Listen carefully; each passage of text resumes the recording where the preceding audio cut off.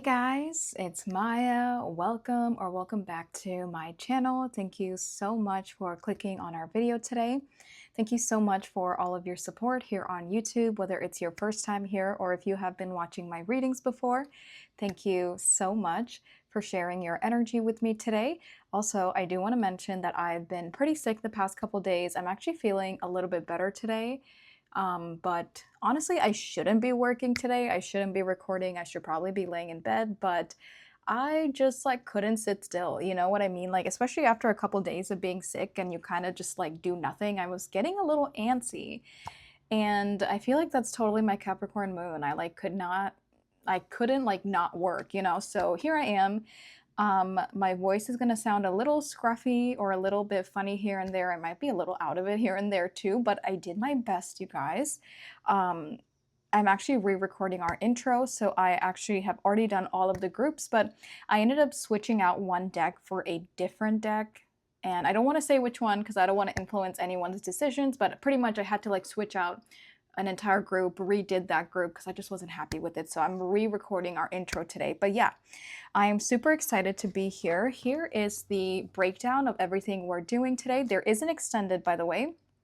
So here on YouTube, we're going to be looking at their honest thoughts and feelings about you. This could be literally anybody, any type of relationship that you have with this person. It can be, you know, romantic, platonic, it can be family, it can be an acquaintance, it could be a stranger. They're all very different. So whoever it is that you are curious about their honest thoughts and feelings about you. So we're going to start off here on YouTube. We're going to start off with an energy check first on like, who is this person? This can also be your way of knowing what group is yours, you know, and if something doesn't sound like the energy of the person you're thinking of, then definitely check out a different group. But after that energy check, we're going to break it down to your energy versus their energy versus the connection's energy. So that's like kind of diving in a little bit deeper to the current energies of this connection itself. And then we're going to look at their 3D thoughts and feelings and their 5D thoughts and feelings. So we're going to be looking at their thoughts and feelings, but for their human self versus their higher self to see what the difference is between the two. We're also going to be looking at their current intentions and then their current actions towards you in this current energy. Now, the extended, I just wrote TBD because I felt like each group would probably come up with different questions. And I did that previously, and I actually like that a lot more versus just giving like a generic extended for each group. I just felt like, you know, every group is different, so there's going to be different questions that probably come up. So yeah, there's an extended. It is linked in the description below. If you are already subscribed on Patreon, it'll go immediately onto the second tier on Patreon, so you'll get access to it as soon as it goes up. But it's also available for a one-time purchase if that's also something you're interested in. Also, ignore my hands. My nails look crazy.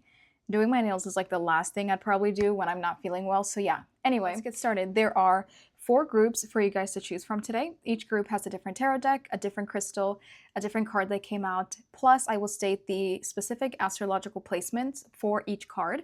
So there are multiple ways for you to be drawn to your groups. And also, you can watch as many as you want. There could be multiple people if you have, you know, different people on your mind that you're trying to get some information about. But yeah, let me go ahead and show you these options up close one by one. Group 1, this is the Modern Witch Tarot. This is what the back looks like. And your crystal is this blue obsidian. And your card is the Ace of Wands. This is associated with fire signs, Aries, Leo, Sagittarius. Group 2, this is the Gentle Heart Tarot. This is what the back looks like. And your crystal is this rose quartz. And your card is the Magician. This is associated with Mercury. Group 3, this is the Floating World Tarot. This is what the back looks like. And your crystal is this fluorite. And your card is the Empress. This is associated with Venus, which rules Taurus and Libra. Group 4, this is the Mystic Mondays Tarot. This is what the back looks like. And your crystal is this white quartz. And your card is Temperance. This is associated with Sagittarius. Okay, you guys, here are all of your options laid out for you side by side. Take all the time you need to pick your groups. And like I said, please feel free to watch as many as you want today. I'm going to get started with group number 1. Hey guys, if you chose this Ace of Wands with this blue obsidian crystal, the Modern Witch Tarot, along with the association of fire signs, Aries, Leo, Sagittarius, this is your group. Hello, group number one. Thank you guys so much for being here. And thank you for all of your support here on YouTube, whether it's your first time here or if you have been here before. Thank you so much for clicking on this video today. I am super excited to get into our reading. Every time, actually I don't use this deck that often anymore, but every time I do use the Modern Witch Tarot, I always have to just like mention this is the second tarot deck I ever purchased, like ever, when I first started reading cards. So you can tell she's a little worn down, but I just have to mention that, you know, I always feel so nostalgic, especially whenever I'm using my first ever deck or like in the top 5 decks, because I remember the first 5 that I got, not top 5, the first 5. But after the first 5, it's so blurry, like I don't remember what order decks came in because I have so many decks now. And yeah, but this was the second one I ever purchased, and I just don't use this deck that often, so I always feel very nostalgic around this deck. But yeah, let's get into it. Also, I'm still a little sick. I still have this sore throat and just overall just under the weather still. It's been a couple days, but it's still like lingering, you know? And it's like this sense of like fatigue where I'm just like tired. So I really want to get this reading uploaded. And honestly, like I should probably just rest, but I don't know. I just can't, you know, I think that's my Capricorn moon. I just like, I have to take time off, but I have to work at the same time. Like, anyway, here I am. So if I sound a little rusty, that's why. But if this is your first video of mine you're ever watching, I would definitely suggest you watch something else where I am feeling like 100%, because that way, if I am a little off today, you know that that is not normal. But let's get into our reading today. So like I mentioned in the intro, this is all about their honest thoughts and feelings about you. I want to start off with an energy check first to see who is this person that is coming through today for this group. 222 on the time. I also have this little paper here with group 1 at the top, so that way I will jot down any questions that come up that we can explore in the extended. But yes, let's go ahead and get started. I want to start off with the Astro Dice here for who is this person? And if this, you know, doesn't sound like the person you have on your mind or even someone that you would be interested in like knowing more about, then definitely check out a different group. But I'm going to get started with this, and then I'm going to take a tarot deck and clarify each die like I've done recently. So yeah, let's get into it. First, these are zodiac signs. Let's go ahead and see for group 1. Who is this person that's coming through for group 1's reading? I just heard they could have really nice hands, especially because this person has their nails done in this picture, but maybe like nice hands, nice nails. Okay, we have Virgo. Okay, next, houses. Who is coming through for group 1 today? 12th house. Oh, interesting. Okay, and then let's do planets. Who is coming through for group 1 today?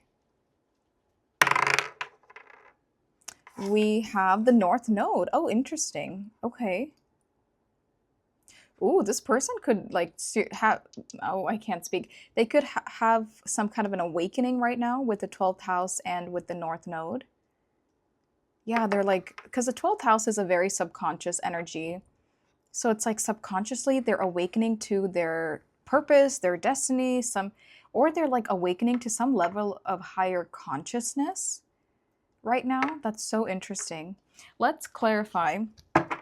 Also, this person could have these placements, such as they could have Virgo in the 12th house, or they could have, you know, North Node in their 12th house, or they could be a Virgo North Node.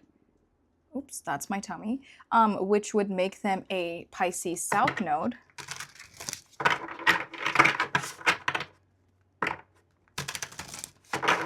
Okay, let's go ahead and clarify. So can we clarify Virgo? This person that's coming through for group 1. Can we clarify Virgo?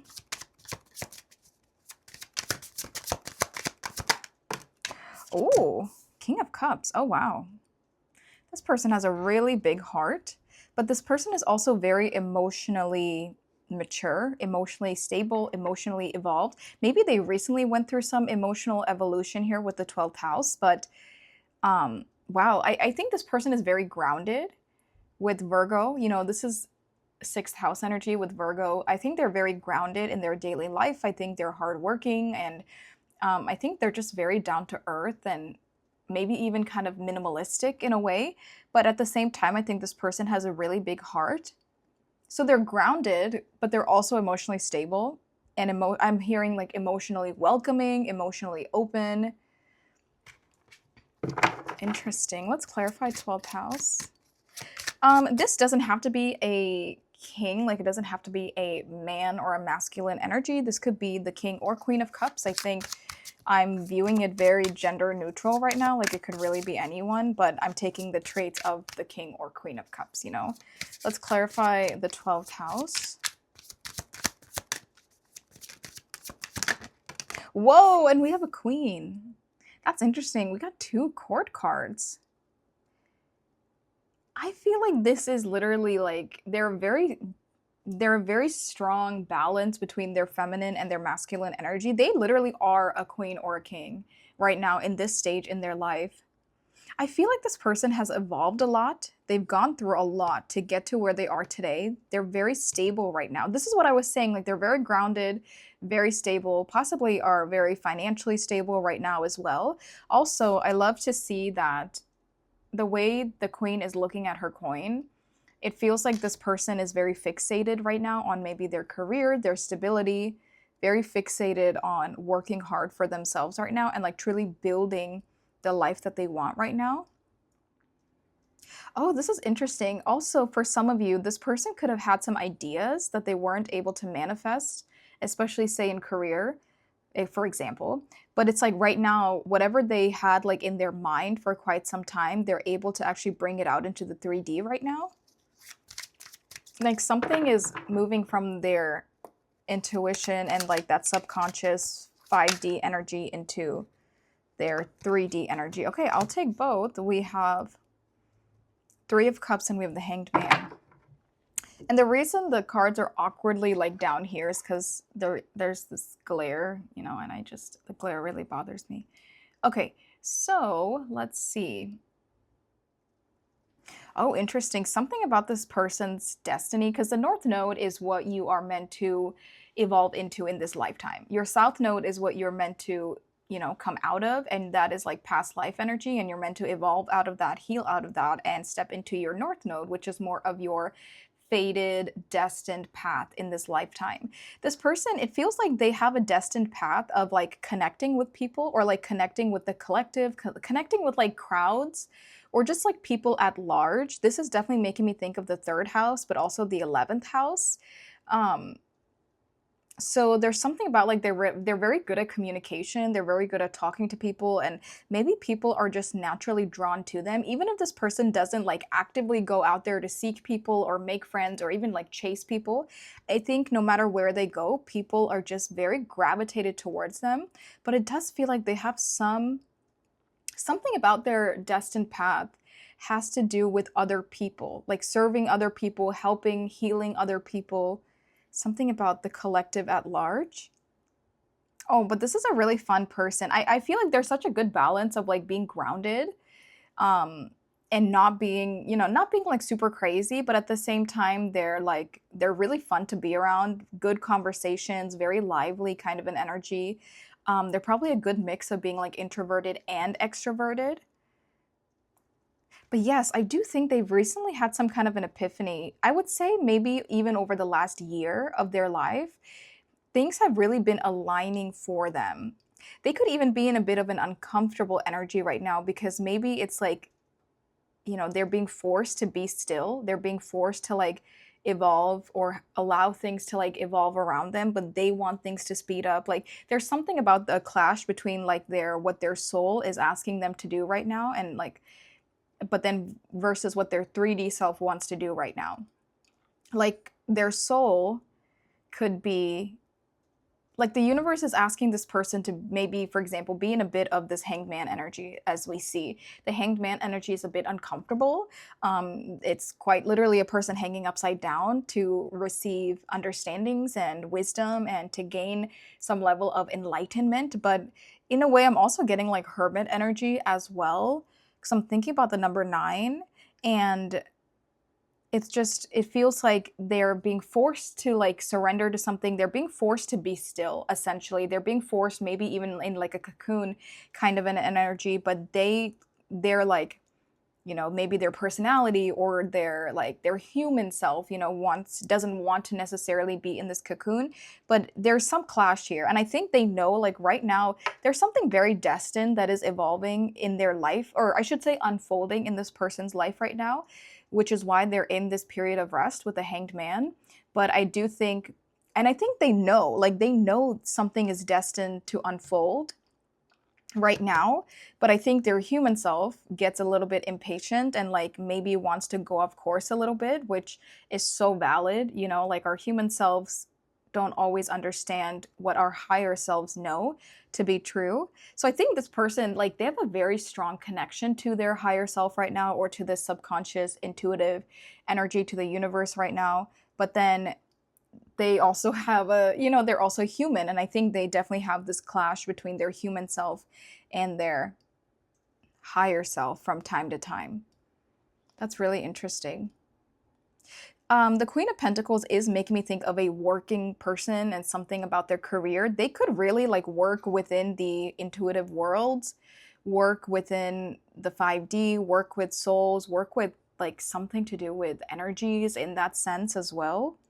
Like their career or something they're doing in the physical world revolves around something about the unconscious and subconscious and intuitive world. It almost feels like they're a bridge that gaps the two worlds together. That's so interesting. But they do it really well. This 12th house is also making me think of like past lives. Like this person has had multiple past lives. They're definitely an old soul, or they have a lot of support in the spiritual world. But I would say this is a very mature individual. I think if you're asking about somebody that's immature, that is not healed, that is not spiritual, that, you know what I mean? Like if you're asking about somebody that's like in that energy, I would say this is definitely not your group, because this is a very mature, emotionally stable, but also physically stable person. I think they're mentally stable as well.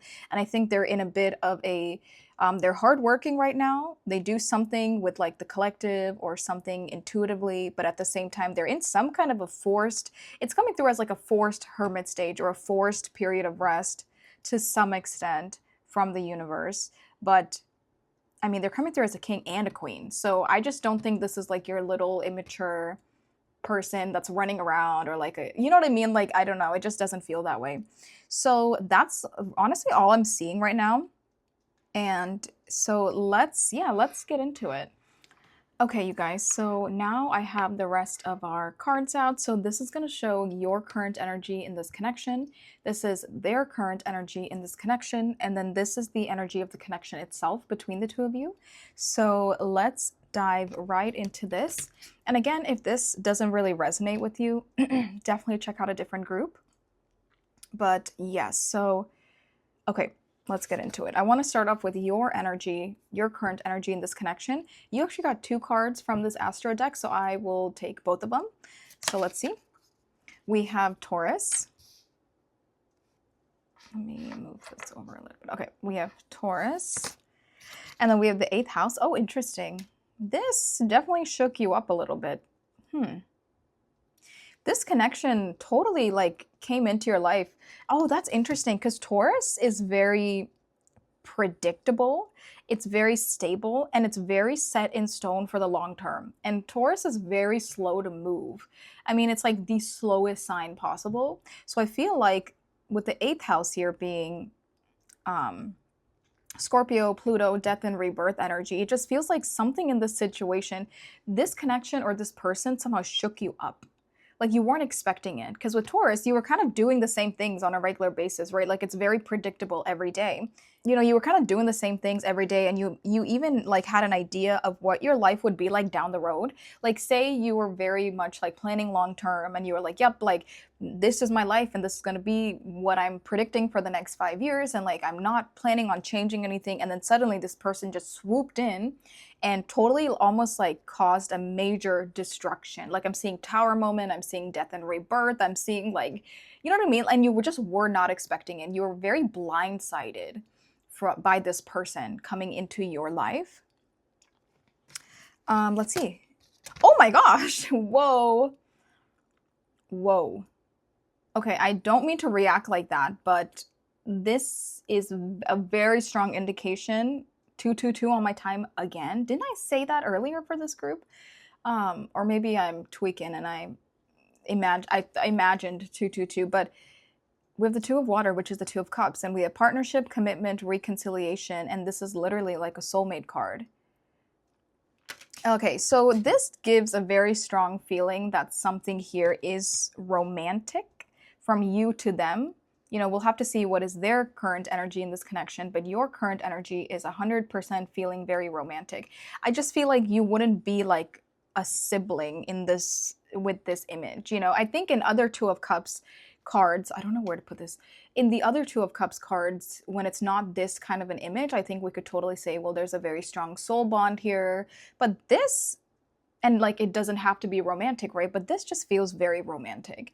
And it makes sense. I think, you know, you were kind of just living your life a certain way. This person came in somehow. I don't know what they did or how you found them, but it feels like they came in quite quickly, kind of disrupted your plans. I'm even seeing like they kind of threw you off course a little bit. And now you're just like, okay, you have these feelings for this person. And now you're like, what do we do? What do I do? Wow, this is what I'm saying. They triggered you. 18 with shadow. This person triggered your death and rebirth.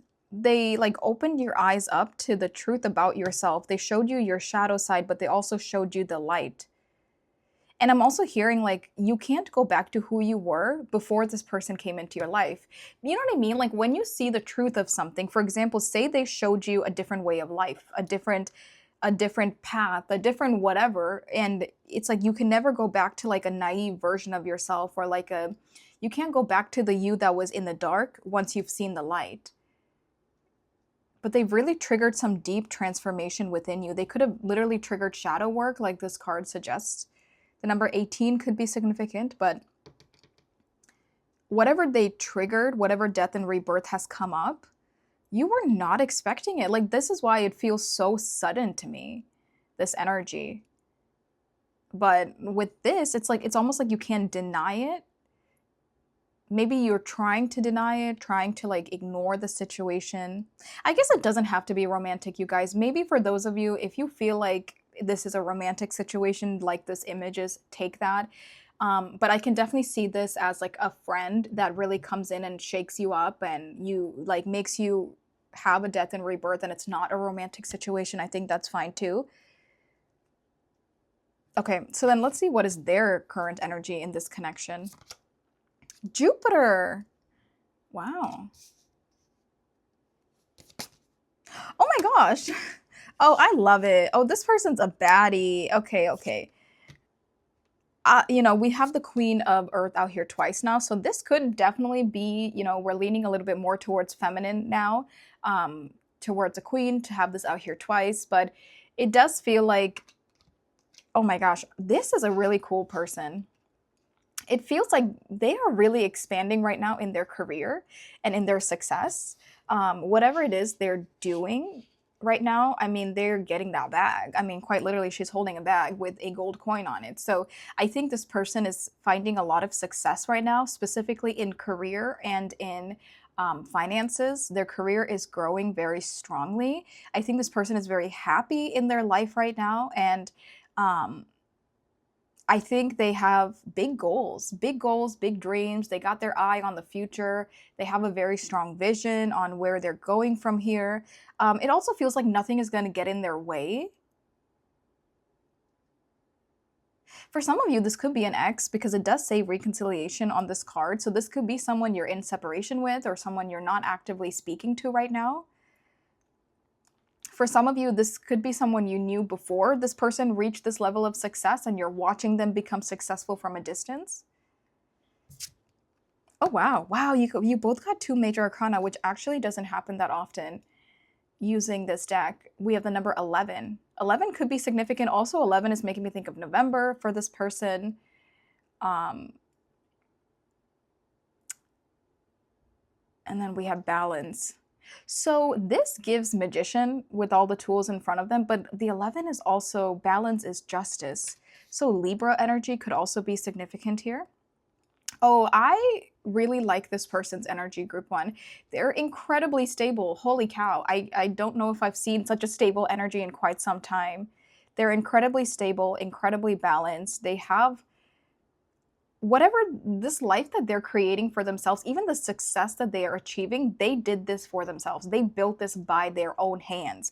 Like the fact that they have all the tools in front of them to do what they need to do. They had a vision, they had the tools to execute this vision, and they didn't stop until they got there.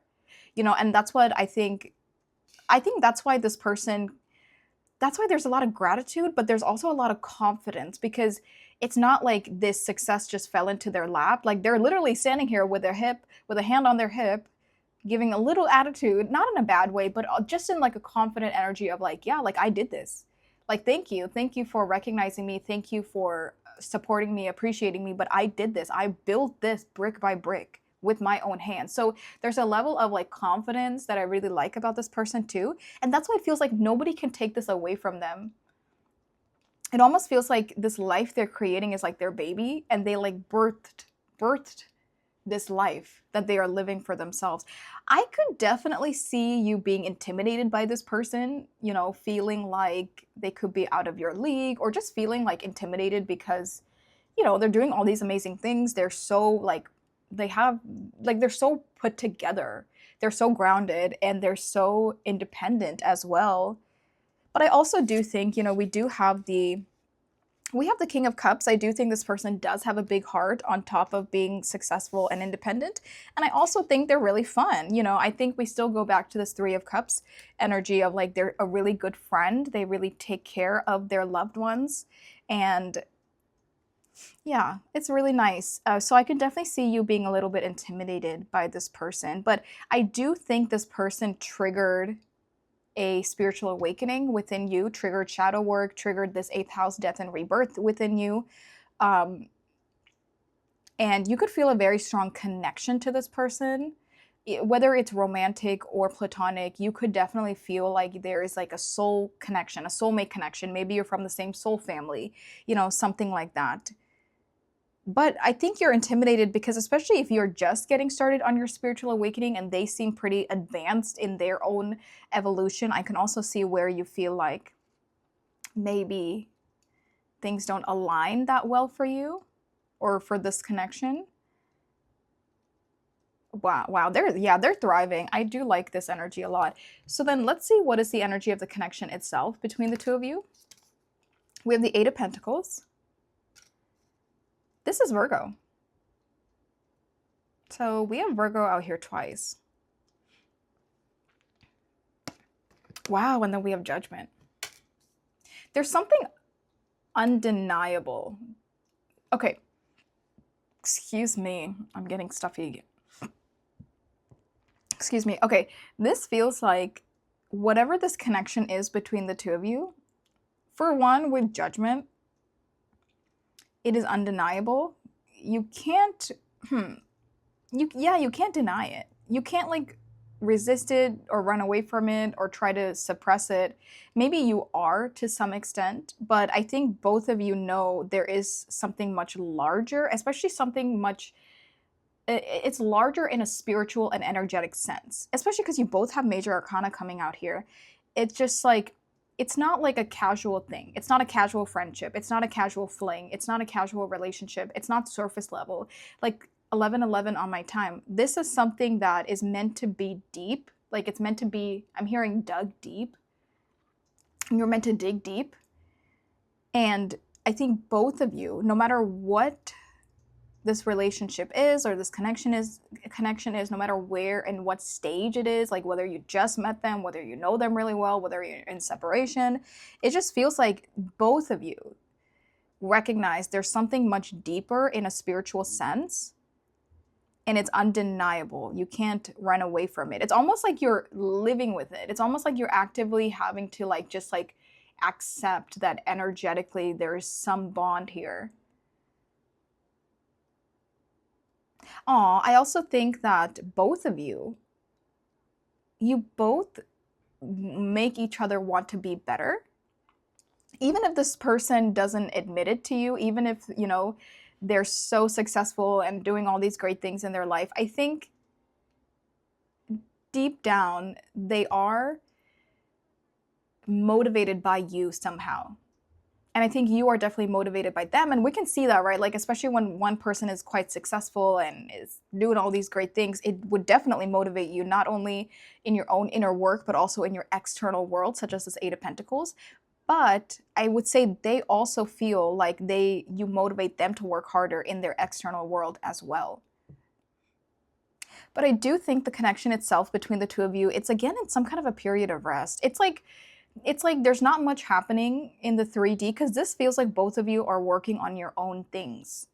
You're both working on your own lives right now, but energetically and in the 5D, this connection is quite active.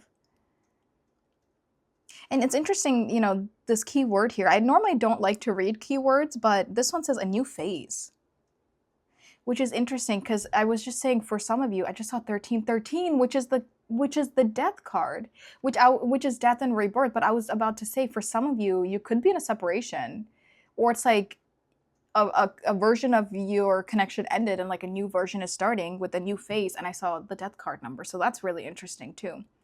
I think you are very attracted to this person, whether it's a king or a queen. Again, we can view this as the King of Pentacles.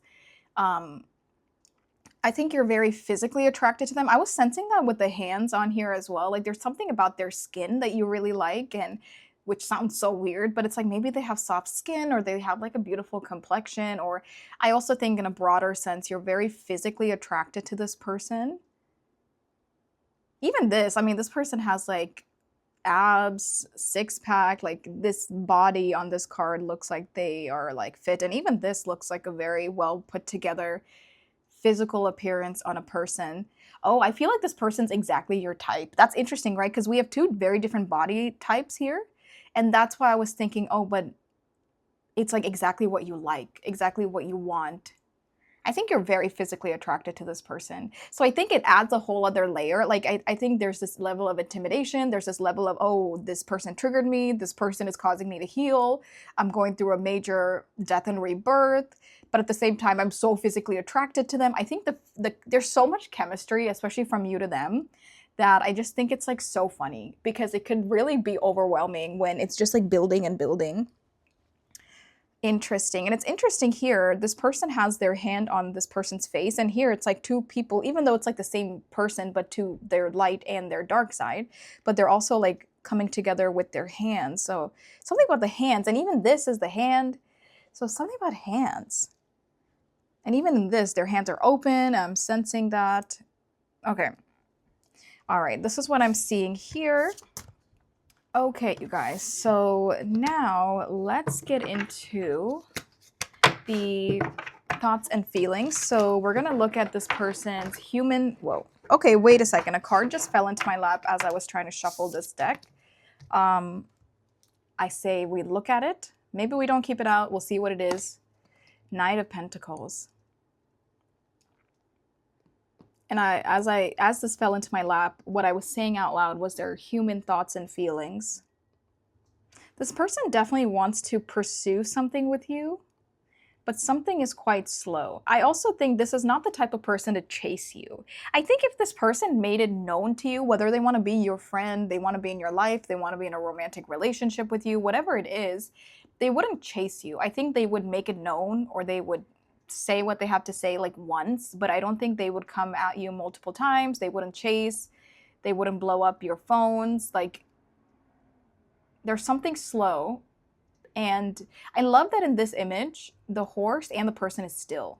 For some of you, maybe this person already reached out to you in some capacity, and now they're like, well, I'm not doing anything else. Like, I already did my part to some extent. Or it's not moving, right? Like, there's no movement. So it just feels like they're not going to overdo something. They're not going to redo something. That's interesting. Okay. Also, this deck, this card stock is quite huge. I've always had trouble shuffling this deck because I have very small hands. Okay, let's get started now for their 3D thoughts and feelings towards group 1. So this person's human self. What is this person's 3D thoughts towards group 1? What is this person's 3D thoughts towards group 1? Whoa. Okay, I will take both. We have the star that just like flew out. Oh my gosh. For their 3D thoughts. Oh, whoopsies. I should probably cover that so I don't get flagged. Is that better? Okay. Oh, that's interesting that I decided to choose the 12th house to cover up their 3D thoughts. And it's interesting because the star is also a bit of a subconscious energy. We have Aquarius here, but this is definitely making me think more of Pisces 12th house energy. Okay, in their 3D thoughts towards you, they definitely think about you. They definitely think about you. They could borderline fantasize or daydream about you. But if it's not that kind of a relationship, then they definitely think about you heavily. But they don't actively speak up about it. Because another thing with the star is it's very, also if you hear squeaking, the mailman is here. But if the star is very like internal. I don't view the star as something that is externally projected, or there's not like external movement coming out of the star. It's very internal. So with that, with the 12th house, it just feels like they are internally, they are thinking about you, borderline fantasizing about you, maybe even staying patient and like waiting for you to some extent. Because then we also have the 10 of Cups, which shows us that their 3D thoughts revolve around very positive, harmonious, loving energy towards you. Because, and it's interesting, this came up for their thoughts and not their feelings. We can definitely view this as their 3D feelings as well, but I will specifically get a card for feelings. But I mean, this, you know, again, it doesn't have to be romantic, but there is like a very strong emotional bond that they feel and they think about towards you. I think anytime they think about you, they think about like the possibilities of what could be, what you could achieve together, what you could build together, create together. It's also possible with this person being as intuitive as they are, they maybe know, because the star is also with this 12th house making me think of like other dimensional timelines, or even like star seeds, or like soulmate, like, you know what I mean, like things outside of your 3D body. So they could maybe heavily feel that there's some kind of a strong like spiritual connection between the two of you, or feel like there's a strong like meant to be, we're meant to build something, create something, we're meant to live some kind of a life together, again, whether it's romantic or not. For some of you, this could also be reminiscing about the past. This person thinks about the past a lot. If you have a past with them, they think about it often. For some of you, you could have been childhood friends or known this person when they were younger, and they do think about those times if you knew each other when you were little. Aw, that's sweet. So then let's look at their 3D feelings.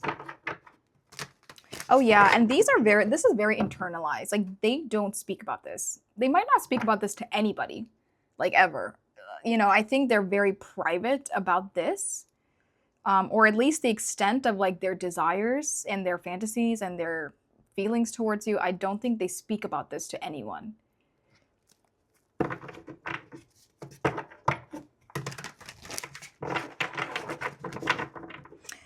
Wow, King of Cups, bottom of the deck. So we're seeing the King of Cups twice, and we're seeing the Queen of Pentacles twice. For some of you, I'm hearing this could be counterpart energy. Like, one of you could be the King of Cups, the other could be the Queen of Pentacles, since we have them both out here twice. Okay, what is this person's 3D feelings towards group 1? Wow, the Ace of Swords. Can I clarify their 3D feelings towards group 1? Oh, the 3 of Cups. We're seeing so many repetitive cards, you guys. Here's their 3D thoughts. So for their 3D feelings, literally 3 of Cups out here twice. They definitely enjoy your company. I think if this is someone you know, I think they love hanging out with you. They love spending time with you. They love getting to know you. You could have very niche subjects, niche topics that you enjoy together. If you don't really know this person, I do think that they like want to hang out with you. They want to get to know you better. They want to spend time with you. They want to celebrate with you, whether it's like celebrating each other, celebrate life, being carefree, living like a free spirit. Like they just want to do all of these things with you. This is also Mercury in Cancer, and Mercury in Cancer is a very deep card. It has a lot of depth to it because Mercury is definitely about communication. Cancer is about your heart and your emotional space and your most private world and even your intuition and your spiritual side. So it's like they want to engage in like certain conversations with you, even with the Ace of Swords. I mean, this is a very intellectual card as well with air signs, but I think they definitely want to talk to you. They want to talk about deep things with you. They want to explore like the ins and outs of things with you, but they also want to hang out with you. Yeah, they definitely, in the 3D, I also think they do downplay it. If you do know who this person is, you know, and they don't express such an extent of what they're truly feeling to you, yeah, they're definitely downplaying it on the outside, like keeping things casual with that 3 of Cups, keeping things friendly, even if they feel more than just friends. But with their 3D feelings, like they really feel like something is right, you know, with this being the Ace of Swords. It's like something feels right with this person. I want to get like, you know what I mean? Like when you just know something feels right. But I do think they really downplay it in their 3D world. Okay, so then let's look at their Judgment again. Okay, so we've had 1, 2, 3, and then the King of Cups come out. So that's 4 cards that have repeated themselves so far, which is really interesting. So let's look at their higher self now. So for this person towards group 1, what is their 5D thoughts? This person's 5D thoughts towards group 1.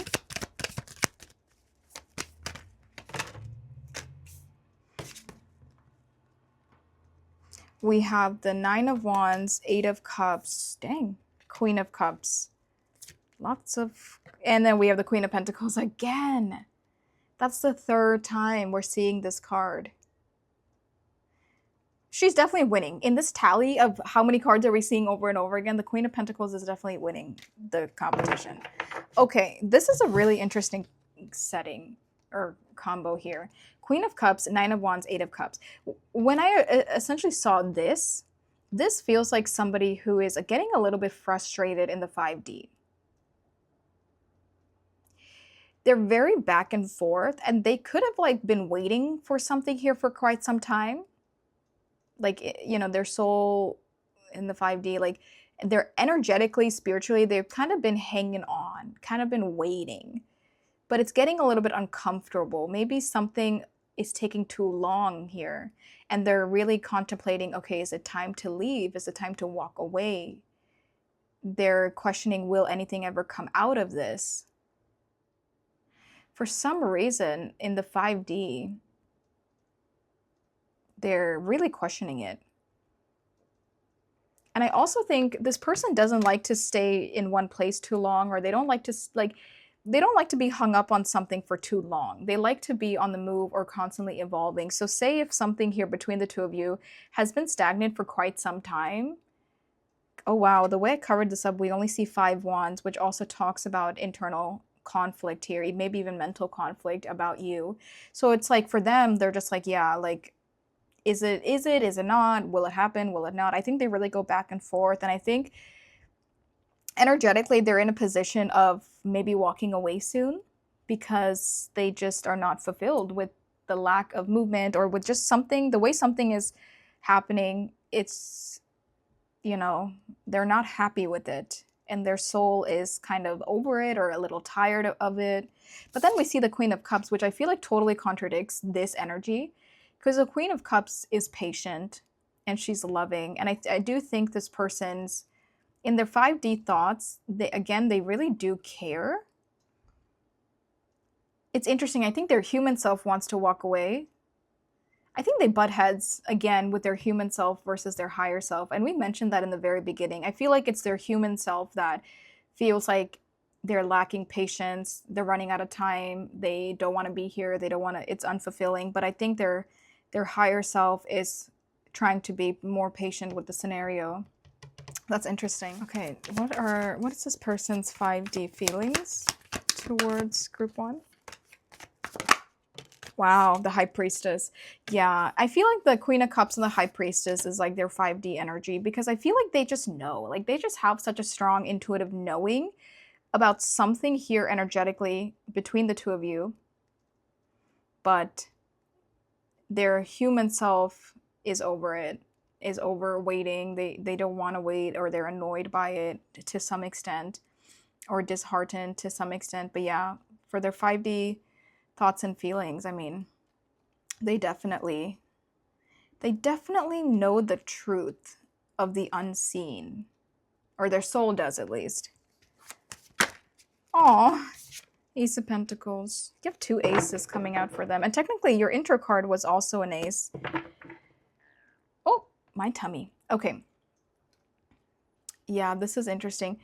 Yeah, 5D, they know the truth of the situation, and they also know something is probably happening.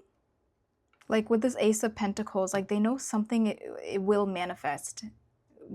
I think they don't know when. Maybe their soul knows when, but I definitely think that like their soul knows something is going to manifest in the 3D, even if their human self doesn't know it just yet. And maybe that's why they're so back and forth on like, should I stay? Should I leave? You know. Okay. So then let's go ahead and see, what are their current intentions? What is this person's current intentions towards group 1? Yeah, they're really back and forth. Honestly, this person I feel like is on the verge of like walking away. I think for them, it's like, yeah, the fantasy is nice, and like me daydreaming about what I want is nice, but the lack of movement, you know, like I can't live in a fantasy forever. And I think they're confused because they feel such a strong energetic spiritual pull towards you, but then it's not moving, it's not going anywhere. So then they're like, yeah, like sure, maybe there is a connection, but the 3D is not giving me what I want. So I think their current intentions, they're 50-50 on staying and like giving hope to the situation, or truly walking away right now. So then what are their current actions? 9 of Swords reverse. Clarify the 9 of Swords for this person's current actions towards group 1. Interesting. 5 of Pentacles, 9 of Swords in the reverse. Their current actions, they're not allowing something to mentally consume them anymore. I think it did mentally consume them at first. But I do think, honestly, you guys, I think that they could walk away from the situation, because they just feel like maybe you abandoned them, because this feels left out in the cold.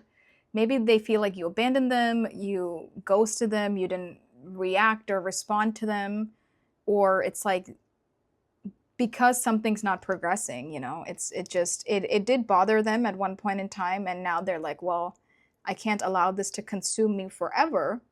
So right now what I'm seeing for current actions is they actually might walk away from this connection instead of walking towards you. And I think that's just where they butt heads, because their soul knows something is going to manifest, but their 3D self is a little impatient. They could also think they're delusional, honestly, because, you know, like sometimes when your soul and the signs and synchronicities are saying one thing, but then the reality of the situation is saying something else, they could really go back and forth, and that could be what caused this mental conflict for them, because they're like, well, maybe I'm delusional, maybe these signs don't mean anything, maybe this energetic connection or pull that I feel does not mean anything. So maybe it is time to walk away because I'm just being delusional about it. So I think they're very much in this like 50-50 energy. I think right now they have not fully walked away, but it almost feels like they're on either the verge of walking away or they are like about to walk away. But I don't think they've fully made that decision to disconnect just yet. So I'm actually going to write down, I think that just means like, will they walk away? Will they stay? Will they give this, especially when things are going so well in this person's life? Like, it makes sense, right? Like, if I'm, well, I don't know why I said if this person is finding all this success, I think I was trying to talk in one person, haha, first person about this.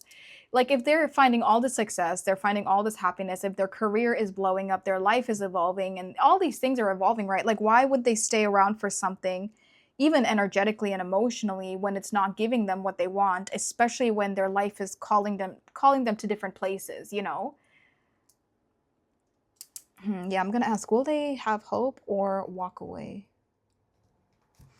I want to see, what are you advised to do? Because for some reason, especially if this person is waiting or like feeling like things are not moving, maybe there's like the ball is in your court to some extent. So, what are you meant to do?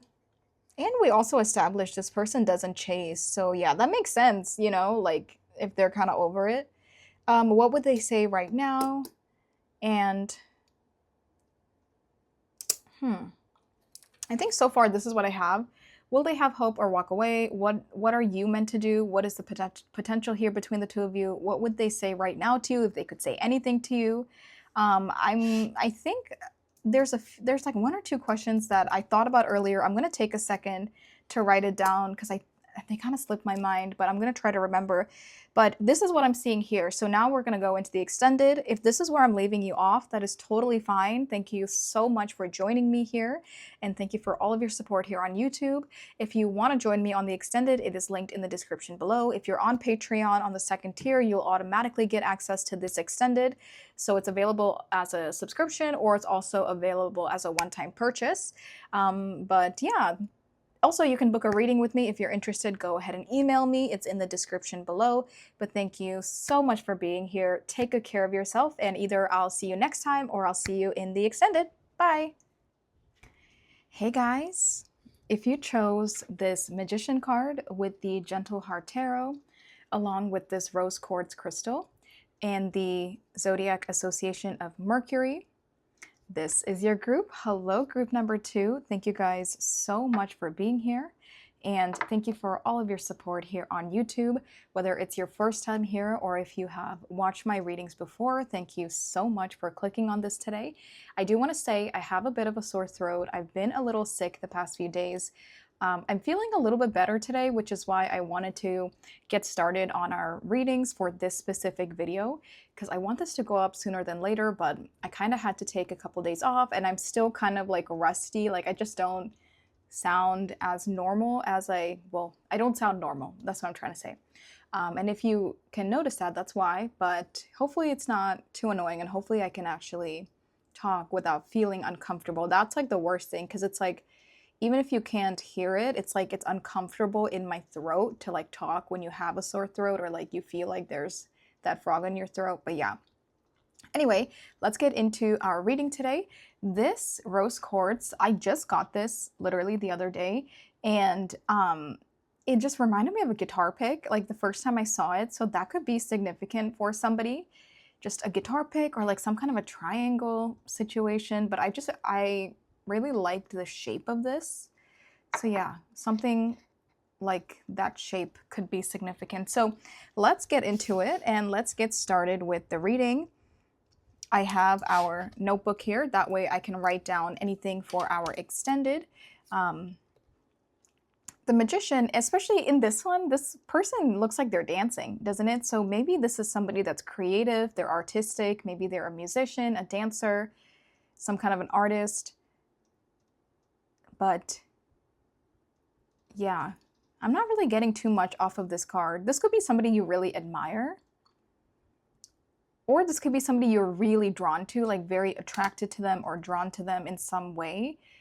Obviously, if this is a platonic situation, disregard that message. But I guess you could be drawn to someone platonically, right? Because you really look up to them in some way. It doesn't have to be. I'm just trying to, put words to this card, but I'm not really getting any. So I'm just going to go in and let's do the energy check first so I can see who is this person. And that's how you know if this is your group or not, because if the person does not sound like the person that you have on your mind, then definitely check out a different group. And I'm going to do what I've been doing, where I'm going to roll the dice. I'm going to get 3 die, 3 of them like that. I never know, is die the proper term? And then I'm going to go in with a tarot deck and clarify each one. So let's get started. We have the houses first. So for group 2, group 2's energy check here. Who is this person? For their honest thoughts and feelings about group 2, who is this person that's coming through? That rhymed. We have the 6th house. Let's do the, what is this? The zodiac signs. Who is this person here for group 2? Oh my gosh, Virgo. That's crazy because Virgo rules the 6th house. That's interesting. And then we have the North Node. This could be somebody who works a lot, or somebody who is really like taking their career really seriously, or taking their current life path really seriously. With the North Node here, right now the North Node is in Aquarius and the South Node is in Leo. So this person could have, Virgo in their North Node. There could also be something with the current nodes going on, but this feels like, yeah, this is giving daily life, daily routine. This can also be about career, your daily structure, your daily activities, daily hobbies. I'm hearing the word reconstruction. They're reconstructing, they're rebuilding their daily life to align with their highest self, or to align with where they need to go right now in this lifetime. Because the North Node is a very faded energy. It's like what you are destined to do in this lifetime.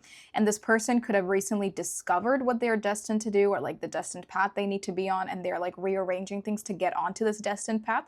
Or they've been on this path for quite some time. Like they really own their destiny. They really own their fate. Interesting. I want to go ahead and clarify just to get a little bit more information here. So, whoops. Okay, let's clarify the 6th house. Who is this person here that's coming in for group 2? Let's clarify the 6th house.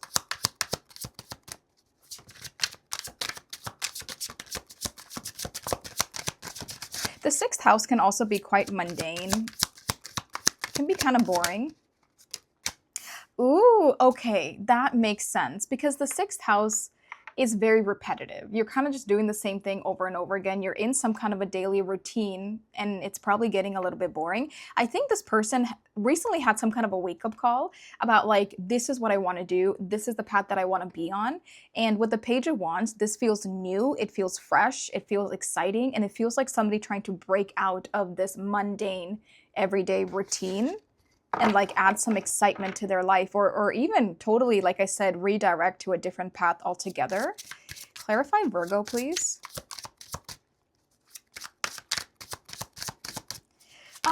Whoa. Okay, I'm not going to take it because there's a ton of cards, but I just want to show you the Knight of Cups flew out like that. Clarify Virgo, please. Who is this person coming in for group 2?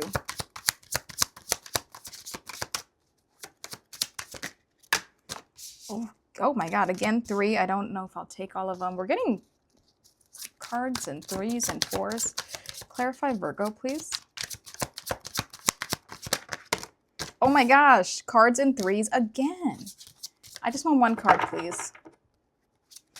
Can we clarify Virgo? Okay, you know what? I'll take both. I'll take 2 because there's 2. Wow.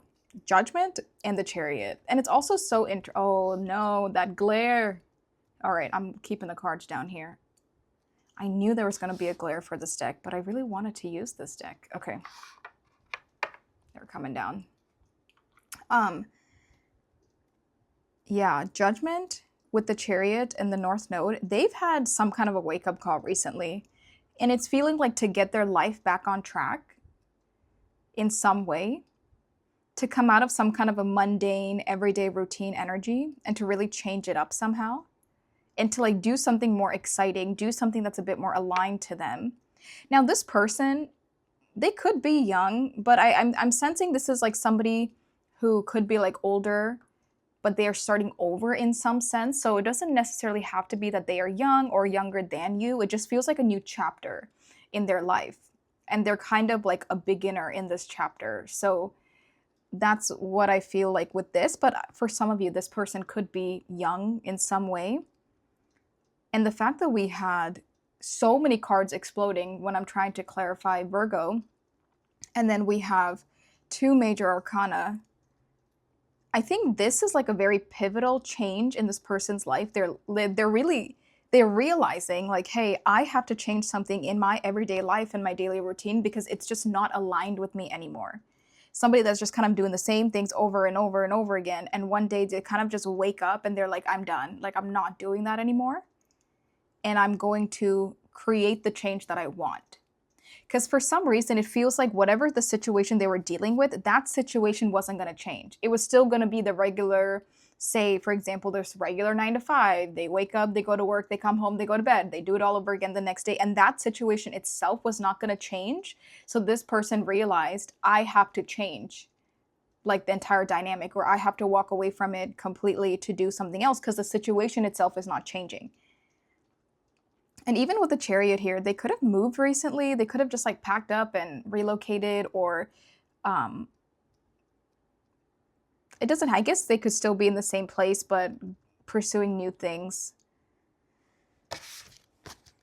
And it even feels like, especially because we have 6,000 Virgo, it feels like they've been doing the same things for a very long time. They've been in the same routine for maybe like years for some of you. So it's like for them to break out of it, it's like a pretty big deal. But it just feels like they've been doing the same thing for quite some time. And that's why I actually, oh wow, okay, that makes so much sense. I'll take it because it's the only card that came out. That makes so much sense. We have North Node and the 8 of Cups. What I was about to say when this card flew out is that that makes sense with the Magician too, because the Magician is somebody that has all the tools in front of them to create the life that they want. You know, they're not sitting in sadness and in bitterness and anger and frustration that something's not changing and that they're unfulfilled. No, this person realized that they're unfulfilled, and they're like, you know what, I'm going to do something about it because I have all the tools in front of me to change what I want to change and to live the life that I want to live.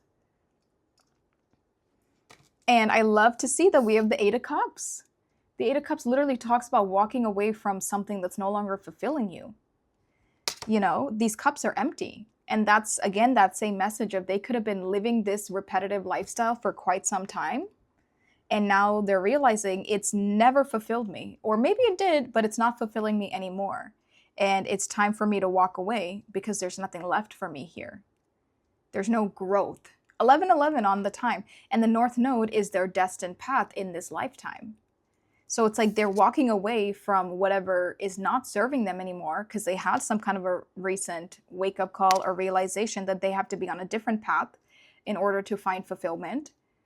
And they have chosen to walk away from something, maybe literally move away from something in order to get on their destined path of this North Node energy.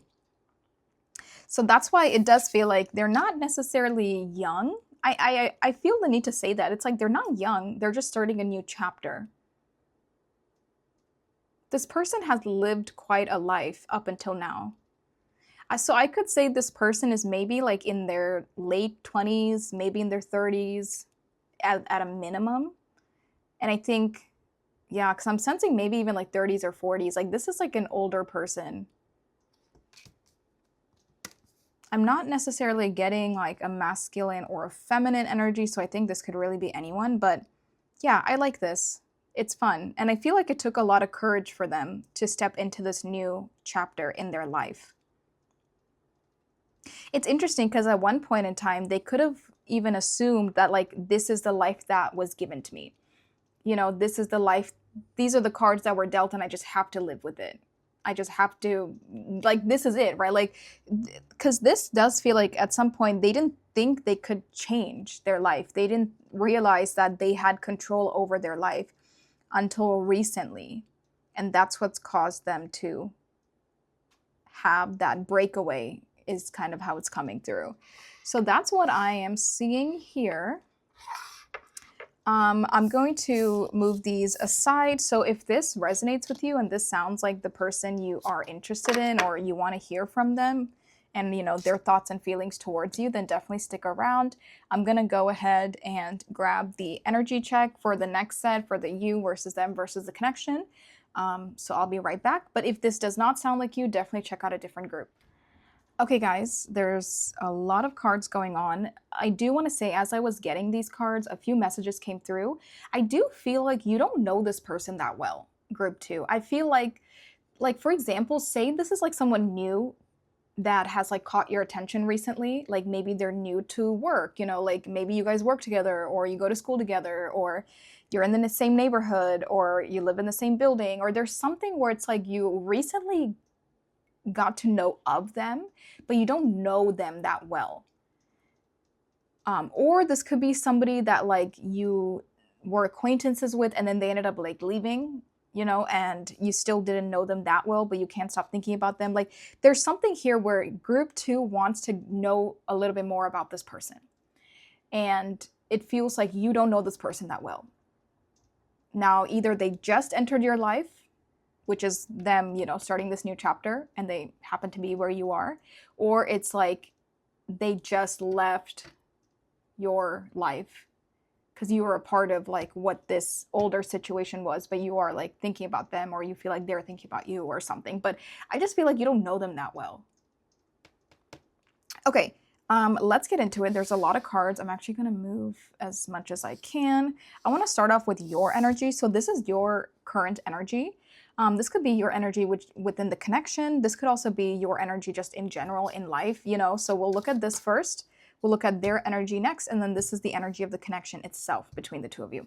So for group two's current energy, ooh, Pluto. Interesting. Let's keep these in the middle.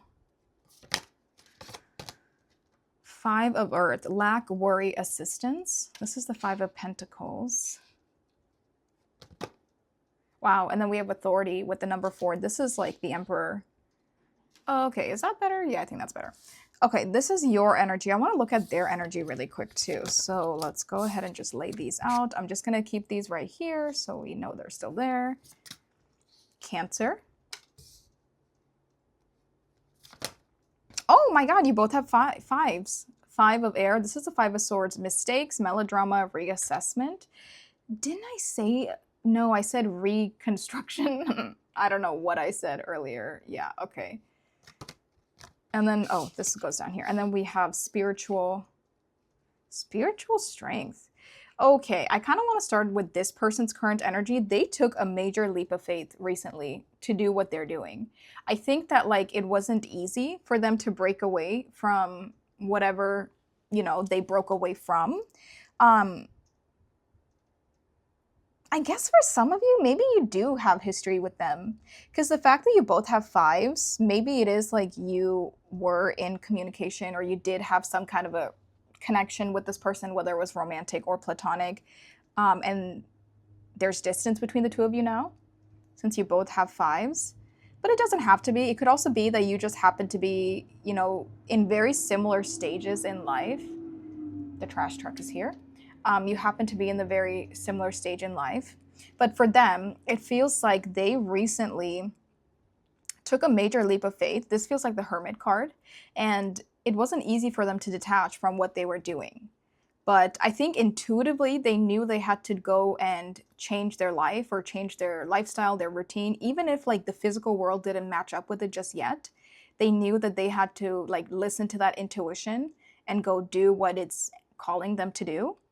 And I do think this person kind of withdrew themselves and kind of went into that hermit stage of being in this introspective and almost like an isolated energy just to kind of heal and to figure out where they want to go and like what they want to do. So if you do know of this person, they've been quiet. You know, I don't think you've been able to really talk to them recently. But for those who don't know who this person is, but like they're new in your life somehow, they could be very quiet and like it's kind of hard to get them to talk, or it's kind of hard to get them to like open up to you, because I do think they're very selective right now with who they open up to. They're very private right now. They have to feel safe around you. But I also think there was some kind of a big change in this person's life recently that has caused them to go within. But it does feel like in the moment of this change happening, they didn't fully understand it, but they knew it had to be done. But yeah, I do think they're spending a lot of time with themselves right now. It's just so interesting you both have fives. So there could be some tension between the two of you. Let's see, what is the energy of the connection? I think this will help me make a little bit more sense on if you have a, like history or not. We have the Seven of Pentacles. I want to lay it out like this. And then we have the Ace of Cups. Okay. I will say maybe for some of you, you do have history with this person. I think you're really like wanting to talk to them or wanting to like see what's going on with them because you don't know where they are.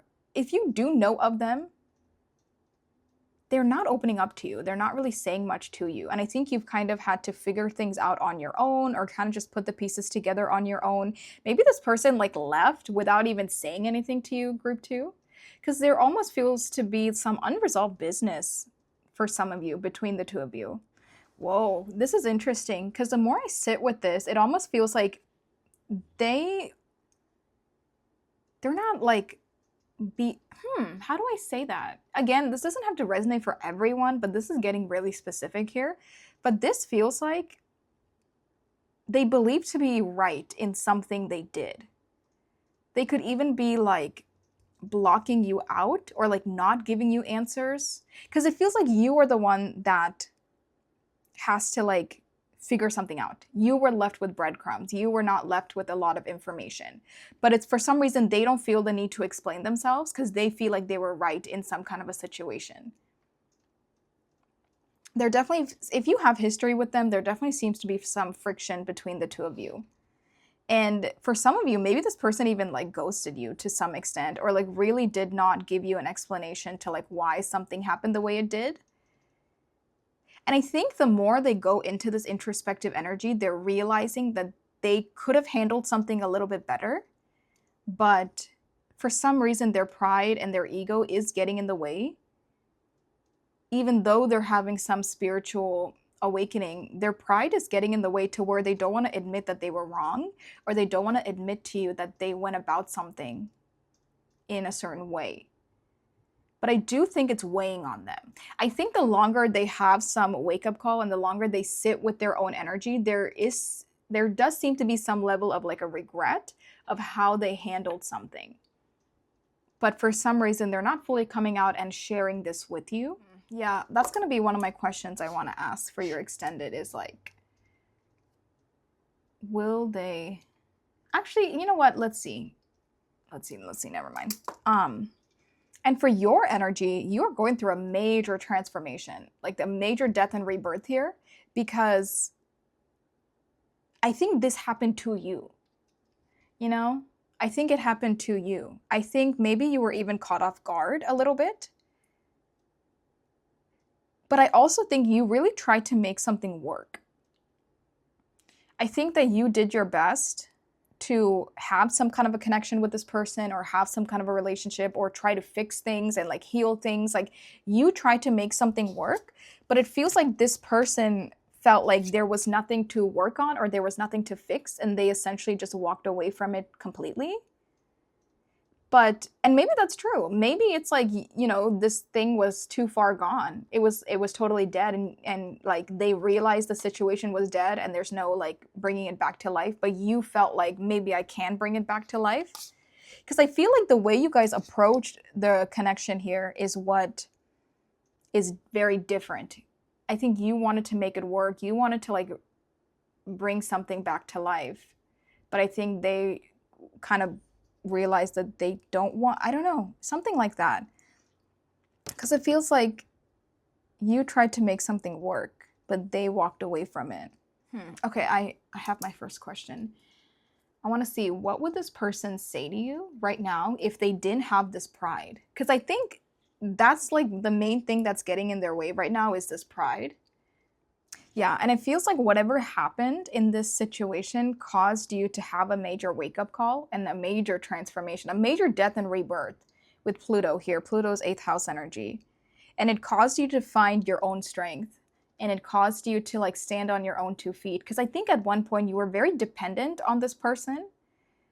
And because of this like sudden change, it's caused you to find dependency within yourself. It's caused you to stand up for yourself or feel stable within yourself without this situation in your life.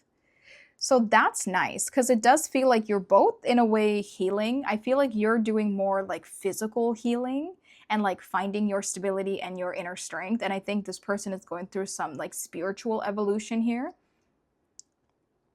But it does feel like the situation has gone in, like there's like both of you kind of went in your separate ways. And it just feels like you were both in some kind of a hard place and a rock kind of a thing. Now, maybe it was because of this connection, or maybe there were other aspects that I'm not really seeing, you know, that caused you both to like butt heads. Now, if this is not somebody that you have history with, this could totally be somebody that you're in a very similar boat to this person. Like even down to the 5s of change here, like you're in a very similar boat. You're both going through healing and evolution.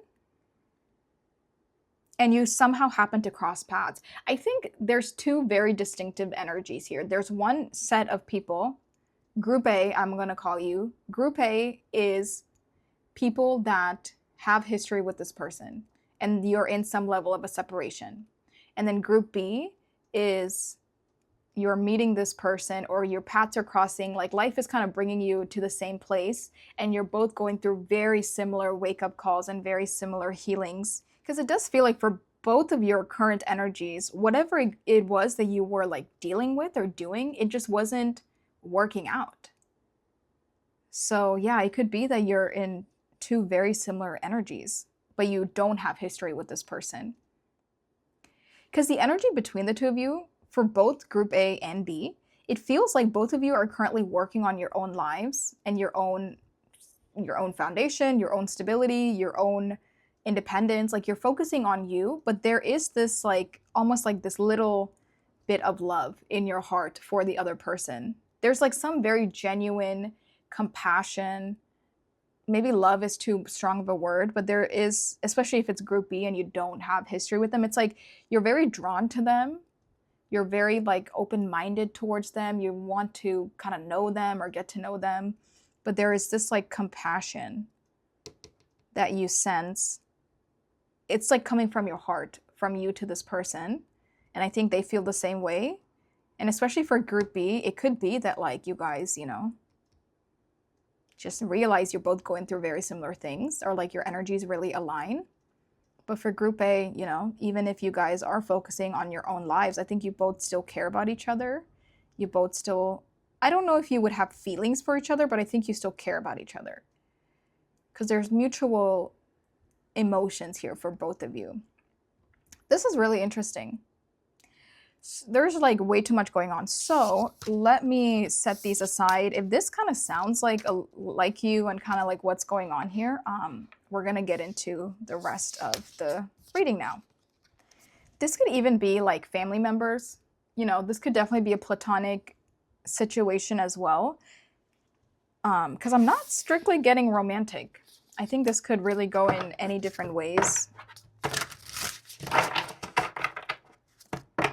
Okay, so now let's look at this person's human self versus their higher self. So we're going to look at their 3D thoughts and feelings, which is their human self, and then their 5D thoughts and feelings, which is their higher self.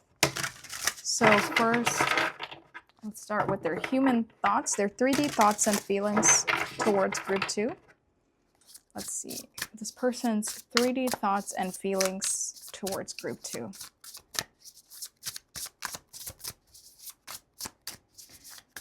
So first, let's do their 3D thoughts. What is this person's 3D thoughts towards Group 2?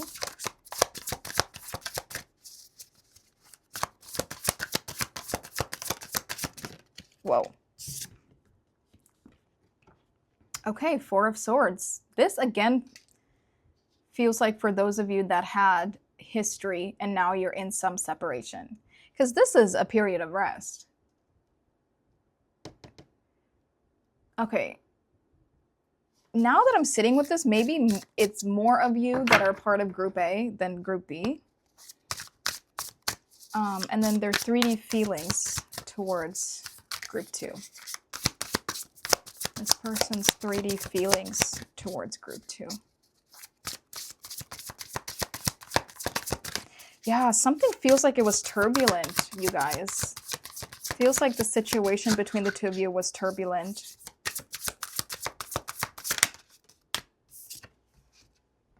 And now they're in a bit of a period of rest to kind of rejuvenate and just kind of center themselves. Even this is like that bit of spiritual healing as well. And it's almost just feeling like a timeout. Like, I need time away from this. I need time to think. I need time to relax. I need time to find inner peace as well.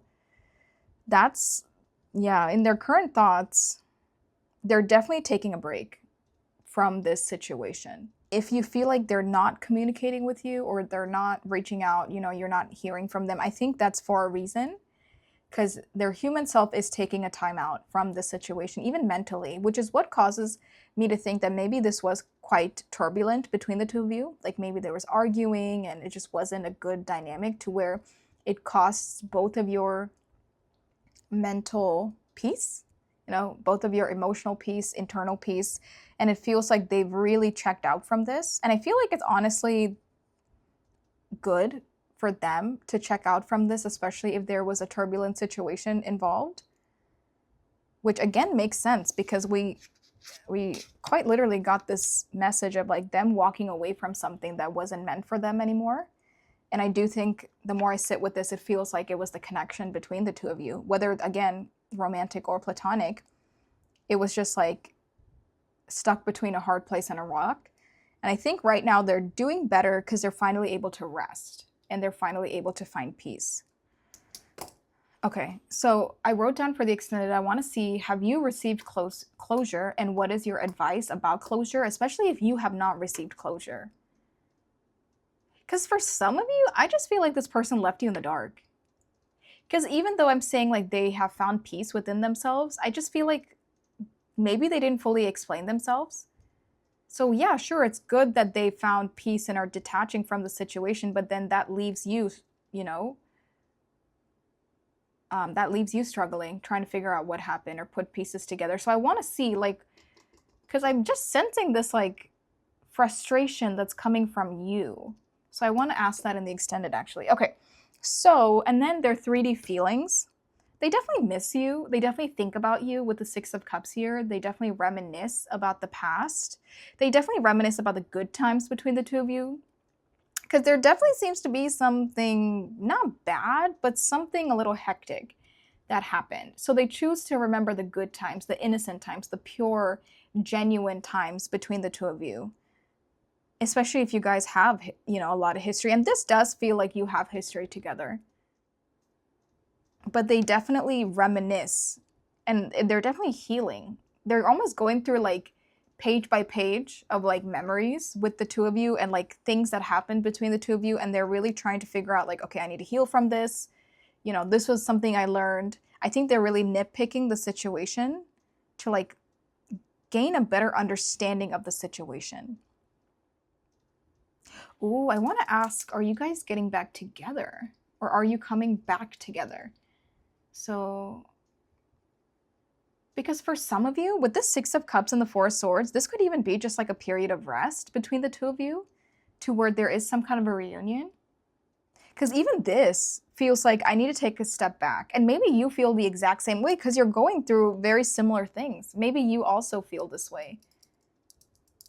But for them, for sure, it's like they feel like they have to take a step away from this to find peace, to resolve some inner conflict, to heal certain things, but they still reminisce and they still think about the situation and they think about the happy thoughts about the situation.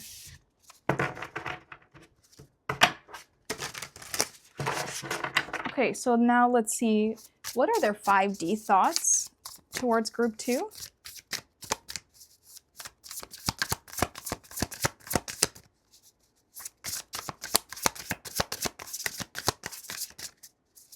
You guys could have also been on and off, like on again, off again. What are their 5D thoughts towards group 2?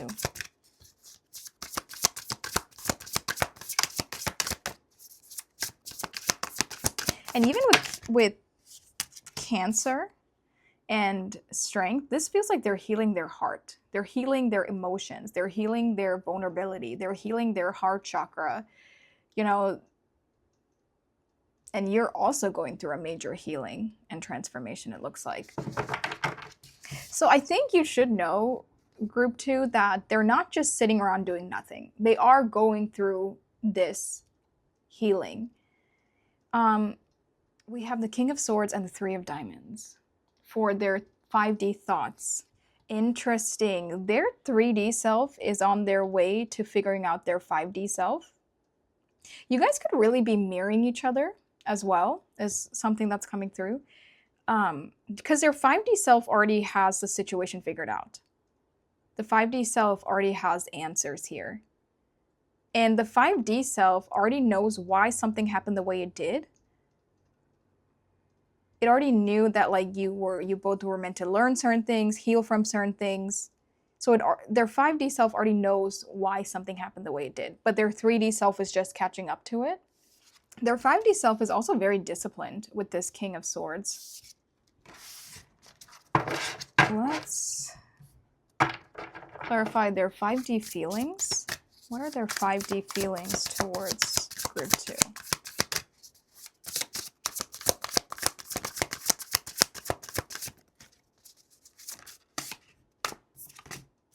Oh wow, Knight of Diamonds. Oh, that's interesting. Their 5D self almost feels like something's not over. That's interesting. What a plot twist. Because their 3D self is kind of exhausted from this situation. Their 3D self needs space, needs some time, but it feels like their 5D self is much more at peace with the way something has played out because something's not done.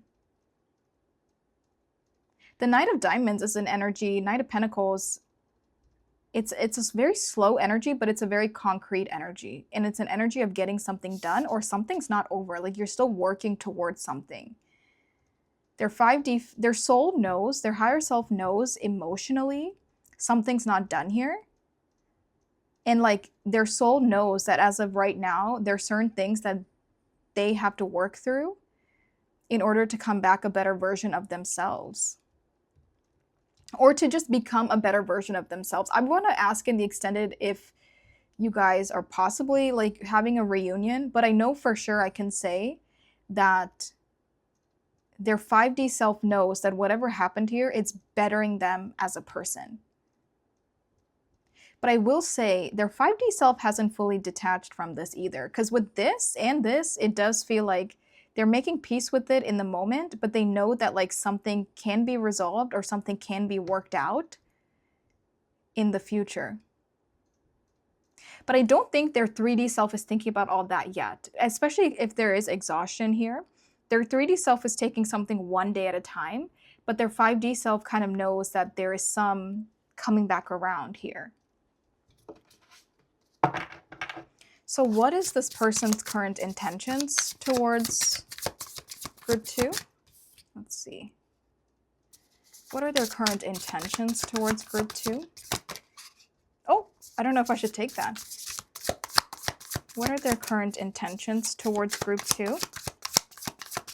Oh, interesting.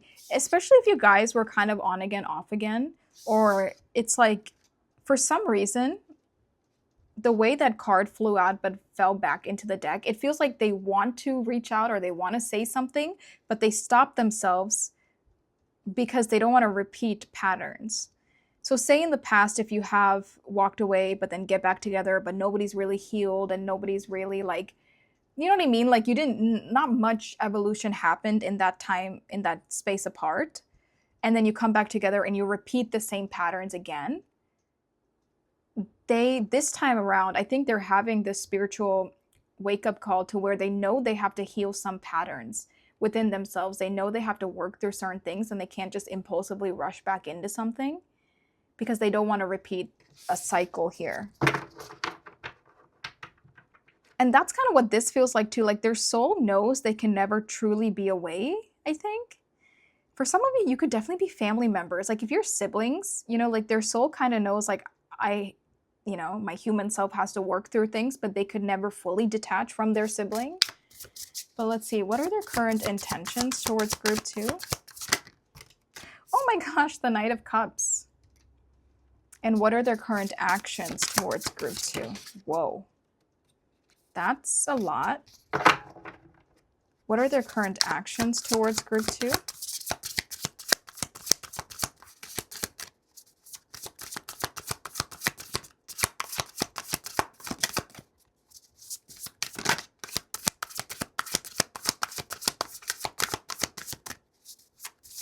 What are their current actions towards group 2? That explosion happened quickly and now it's taking a while. Okay. The Devil. Yeah. I think as of right now, this person is going to hold back a little bit because it just feels like I said, they know something has to change in their habits or something has to change in the way they approach something or how they treat you. Or it's like this time around, they're really looking at like a deeper reasoning as to why something happened, especially if in the past you would impulsively rush back into things or repeat the same things over and over again. I think they're really like taking a much deeper look within themselves, especially with this Cancer and that spiritual strength card. So for their current intentions, you know, they have the intentions to come forward with love. You know, we have the Ace of Cups out here twice. I think both of you still have the intentions of like, I care about you. Maybe I still have feelings for you if it's a romantic situation. But I think they're realizing that like they're evolving to a point where they know they can't be impulsive. Excuse me, they can't be impulsive towards you right now. There's a lot of like, there's a lot of like restraints. Like they're really holding themselves back right now. So okay, that's something we can ask. I have my questions here. Will they reach out or come back around? We'll see if we can get a time frame, if yes or no. But yeah, I don't know. I feel like there's not much actions going on right now, which is nice. You know, I actually think that's a good thing. So that way you can both take this time apart to actually heal and better yourselves and like dig a little deeper. But I do think they have the intentions of caring for you and wanting to come back around and talk to you and maybe offer you a new beginning or something, but they're really holding back for now. So, okay, here is what I want to look at in the extended. I want to see, you know, I guess this is kind of the same thing, but we'll see, you know, first we'll see what would they say to you right now if they could say anything. Also ignore my terrible handwriting. And then we'll also look at, this is like if they go past their pride. And then here we're going to see, will they actually ever reach out to you? And if so, like what would they say, right? And then also I want to see like how you are dealing with this because I feel like there's really a lack of closure.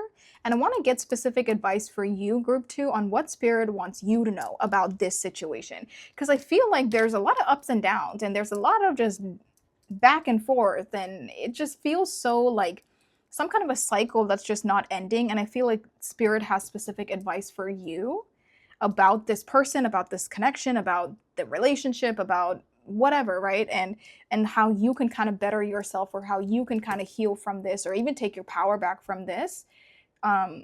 So I want to get specific advice for you. And then we can even see like, are you going to reconnect? Are you guys potentially getting back together in the future? So that's what we're going to do in the extended. This is all I have for YouTube. If this was helpful for you, you guys, let me know by giving this video a thumbs up. Thank you so much for all of your support. Please subscribe if you want to watch more readings from me. Also, if you want to check out the extended, it's going to be linked in the description below. And you can also book a reading with me if you're interested in that. My email is in the description below. Go ahead and email me. But yeah, this is everything I have for you here on YouTube. So thank you so much. Please take good care of yourself, and I'll talk to you either in the extended or I'll talk to you next time. Bye, guys. Okay, I'm inserting a little clip here because I was just sitting with this getting ready for the extended, and I do feel like for some of you, with the devil coming out for their actions, you know what? It is possible that they do try to come back around. But it feels like if they did, it would be in quite a toxic manner. Like it wouldn't be healthy for some reason. Like, because what they should do is take time to heal and to, realize certain things about the situation and about themselves and their own patterns and all these things, right? But if they don't do that and they try to impulsively rush back into something, or, you know, that is possible for some of you if I'm reading the devil upright. If I'm reading the devil in the reverse, I would interpret it as they're restraining themselves from doing something impulsive. But if I was to see it upright, especially with the Knight of Cups, it's possible that, you know, even if they do come around for something, or I don't know, something's just not healthy if their intentions is the devil upright. So yeah.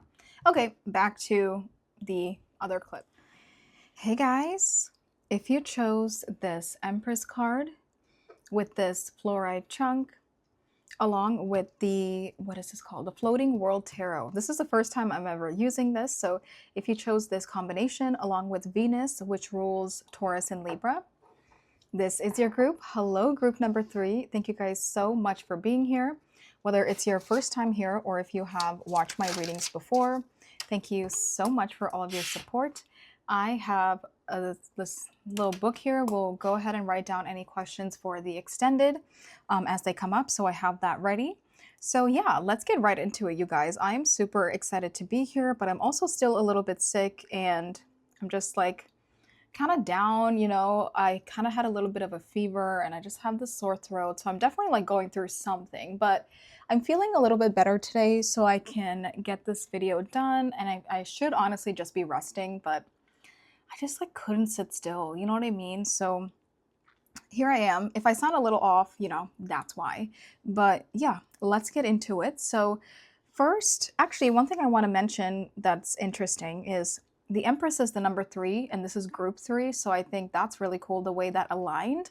Also, I do feel like right now you are in the process of healing something. I also think you took your power back from somebody, group 3. Whether this is a person we are going to be talking about today, whether it's someone else, whether it's a bunch of people, whoever or whatever it was, it just feels like you were really like a part of something, like your energy was still a part of something, and now you have really pulled your energy back. And it could have been tough. I do think maybe you didn't want to pull your energy back, but it almost like you had to. Something was like forced upon you in some way, but it does feel like you're sitting back right now. You pulled your energy back, and yeah, it's like you're doing better. Something was consuming, like something was consuming your energy, your time, your heart, your emotions. Something was maybe kind of toxic, or like you were just putting a lot of time and effort or just energy into something, but now you have claimed your power back, you've claimed your energy back. Okay, so let me move these over. Okay, let's start with the signs. We're looking at this person's honest thoughts and feelings about group 3. So who is coming through for group 3 today? We have Gemini. Oh, interesting. Because I saw the moon when I picked this up, and the moon with Gemini made me think of like late night conversations or like intimate conversations, like talking to them, throughout the night, talking to them about deep things, talking to them like one-on-one a lot, something about like personal conversations with this person. Let's look at planets. Who is this person? Jupiter. This person could be popular. Let's clarify now. Houses. Who is this person coming through for group 3? The 8th house. Okay, this person could definitely be going through some kind of a death and rebirth right now. They could be going through some kind of a huge evolution. Maybe you both are. But it almost feels like you took a step back from this person because of some immaturity that they showed you, or because of some like either red flag or some like something that they had to heal and they had to evolve from and like work through, and you saw that Maybe you saw it multiple times and it was something that like caused a drift between the two of you, or it caused this person to go away or you go away. But it does feel like they're going through some evolution right now, or they need to. But yeah, I do think you've had like very deep conversations with this person. I think you know them pretty well, group 3. I don't think this is a stranger. I don't think this is somebody new to you. I think you know them pretty well and they probably know you pretty well.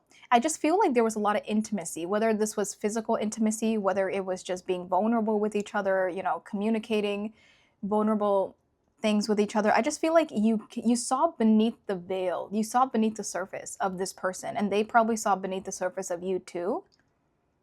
And with Jupiter, and I'm even seeing the sun that's like facing me right on this side. It just feels like they could be really popular, or you held them to high standards, or like you put them on a pedestal, but they could be quite popular and have a lot of friends. Let's clarify Gemini. Who is this person that's coming through for group 3? Let's clarify Gemini, please. The Ace of Pentacles. I wonder if I want to keep that in the reverse. Let's clarify Jupiter. Let's clarify the eighth house. I almost said 8 of Cups. 2 cards in the reverse. That's interesting. It feels like they finally cracked under pressure. And it feels like the weight of something that was unhealed, or the weight of some evolution that needed to happen for them finally cracked under pressure, in a sense, with this in the reverse, with the 8th house, because it feels like they had to heal something or evolve something or go through some death and rebirth for quite some time, but it was just building and building and they weren't doing it, and they were maybe suppressing it, ignoring it, and then the weight just kept building and building and building until it totally collapsed. They collapsed between the weight that was building in regards to this death and rebirth transformation within themselves. And it feels like right now in their current energy, it's not avoidable anymore. Like, it has happened, you know? They can't avoid this. And maybe you already knew that, you already sensed that. Maybe that's what caused you to eventually detach. Because I just feel like you were very connected to this person at one point in time. But then something happened. And now you're not as connected to them anymore. I mean, for some of you, you could be a part of this spiritual evolution with this person. That's interesting. Jupiter with the 10th, I almost said 10th house. Jupiter with the 10 of Cups here.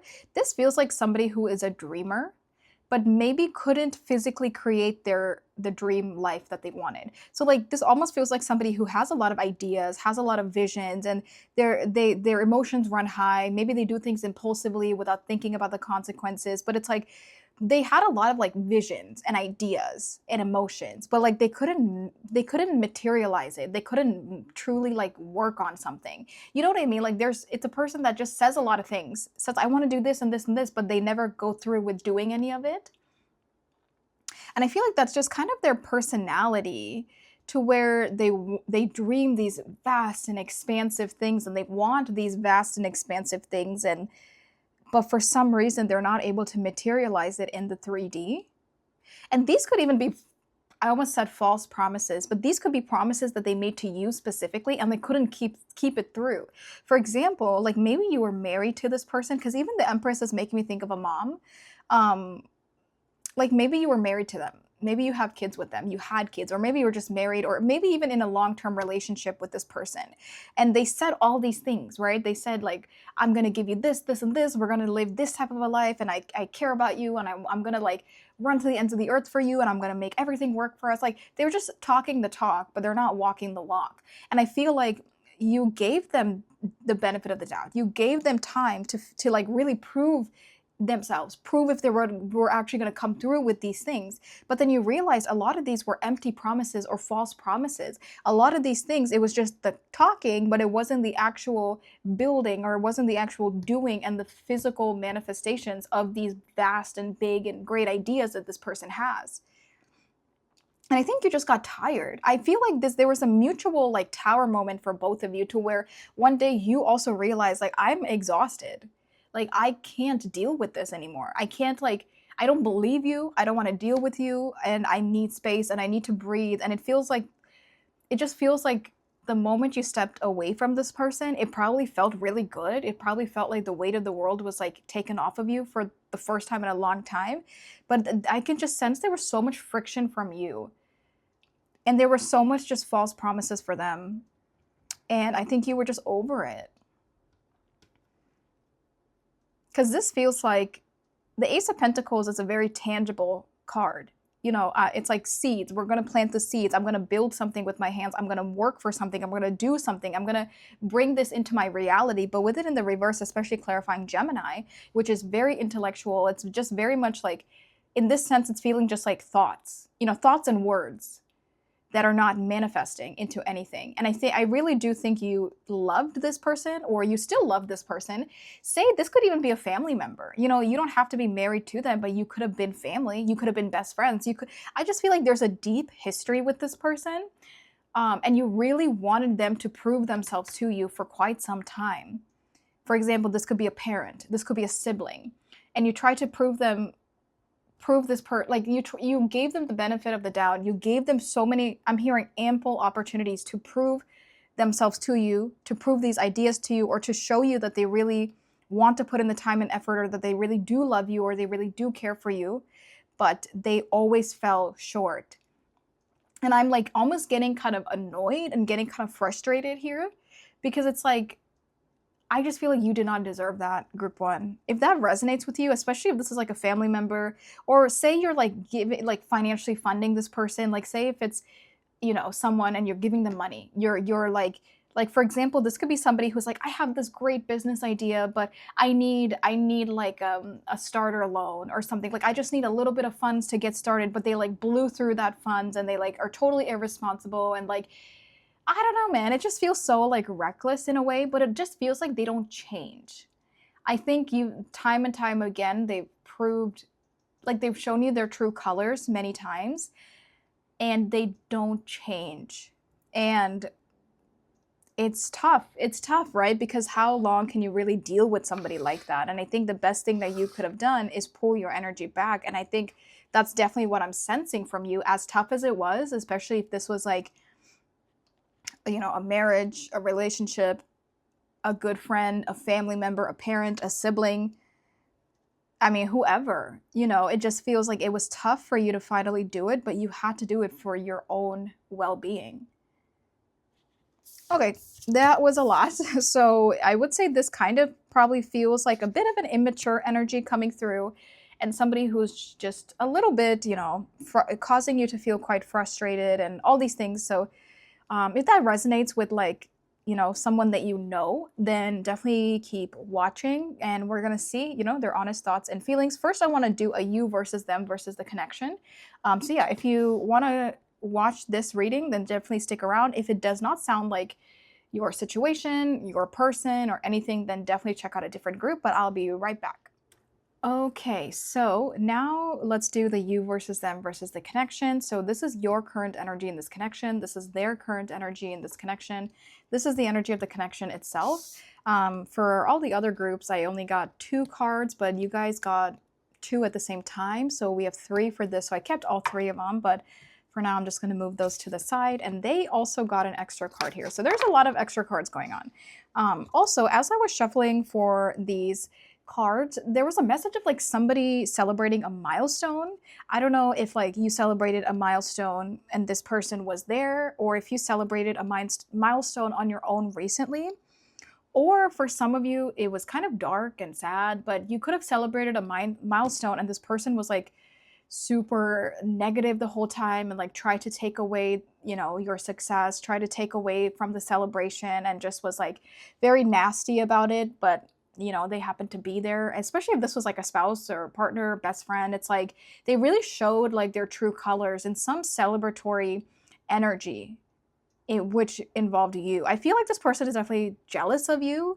They've been envious of you of quite some time, envious of your success, envious of your beauty, envious of your heart and your friends and your connections and like all these things. I think this person was definitely kind of jealous of you for many reasons.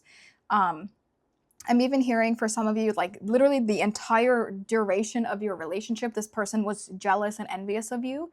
They never like truly supported you, group three. And I feel so sad like saying that. And I think that it just is, yeah, there's some celebratory session. But for some of you, you could have celebrated a huge milestone without this person, you know, like they're not there, and you were actually able to have a good time, um and or you're about to hit some kind of a milestone quite soon, because I saw like you're gathered with people at some kind of like an event space or like a restaurant or a bar, and you're all drinking champagne, and I saw like everyone is sitting around a table, and it all looked like women, you know, like it all just looked like maybe there was men, I don't know. I mean, maybe if you're celebrating something I mean, invite whoever you want, right? But in this vision that I had, it was mostly women sitting around a table, and everyone was cheersing a glass of champagne, and they were celebrating you. So that's interesting. Take that if it resonates. But let's see what is your current energy in this connection first. New moon. I love it. I love it. And you know what's so funny?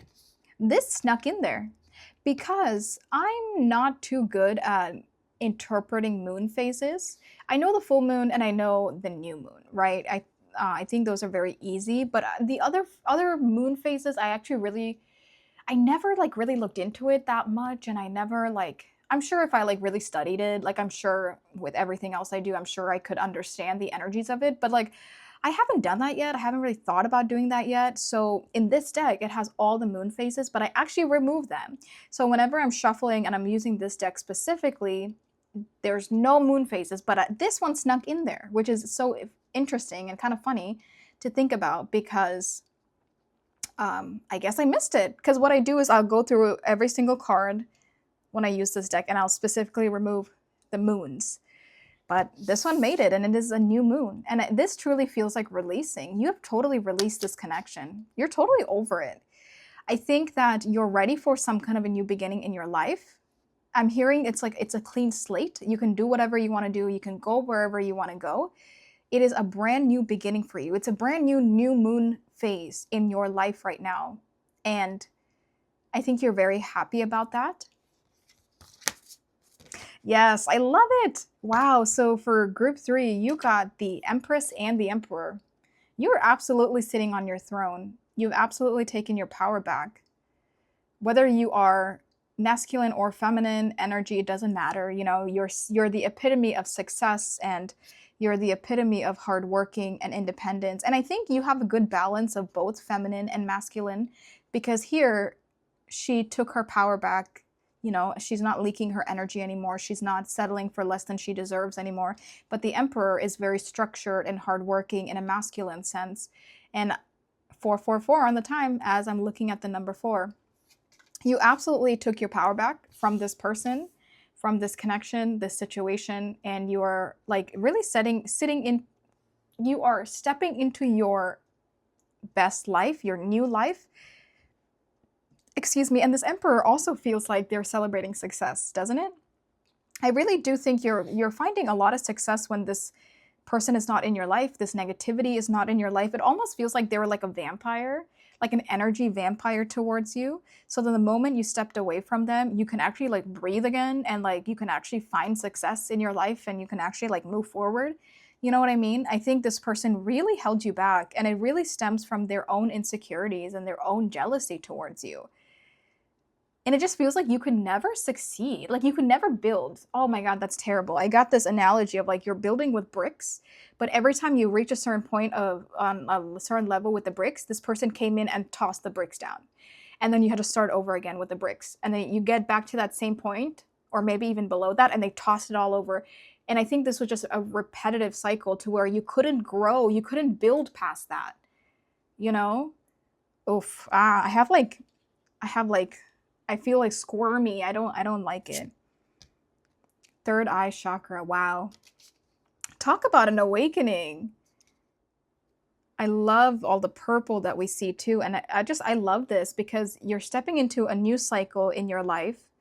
You're definitely stepping away from the connection itself. You are spiritually activated. You're intuitively, emotionally, you've become activated. Um, and you're absolutely sitting in your power. Someone could be 64 years old. Like for some of you, this could definitely be later on in your life that you're finally taking your power back. It doesn't have to be. Also, 1964 could be a no freaking way. I just looked up at the time and it was 6 minutes, 4 seconds. It was like 644 or 645. It wasn't 646. I did see it, but I gasped at 646. But when I initially saw it, I saw 64. So yeah, 64. This could even be like an address for some of you. You're moving in this new chapter, you're relocating somewhere, or something has 64. Maybe it's building 64, apartment 64, 1964. 46 could also be significant. I love it. Yeah, you took your power back, you took your life back, and you're over it with this person. But let's see what is going on with them. I think they're struggling a little bit more than you're struggling. Probably because I just feel like you really like spoon fed them, you took care of them, you know what I mean? And now that you're not there, they're really realizing like what all you did for them. But just because they got 2 cards here, so I just feel like they're feeling a little bit more. 4th house.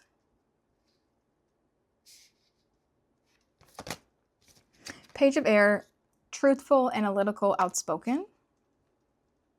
I'm gonna move this over.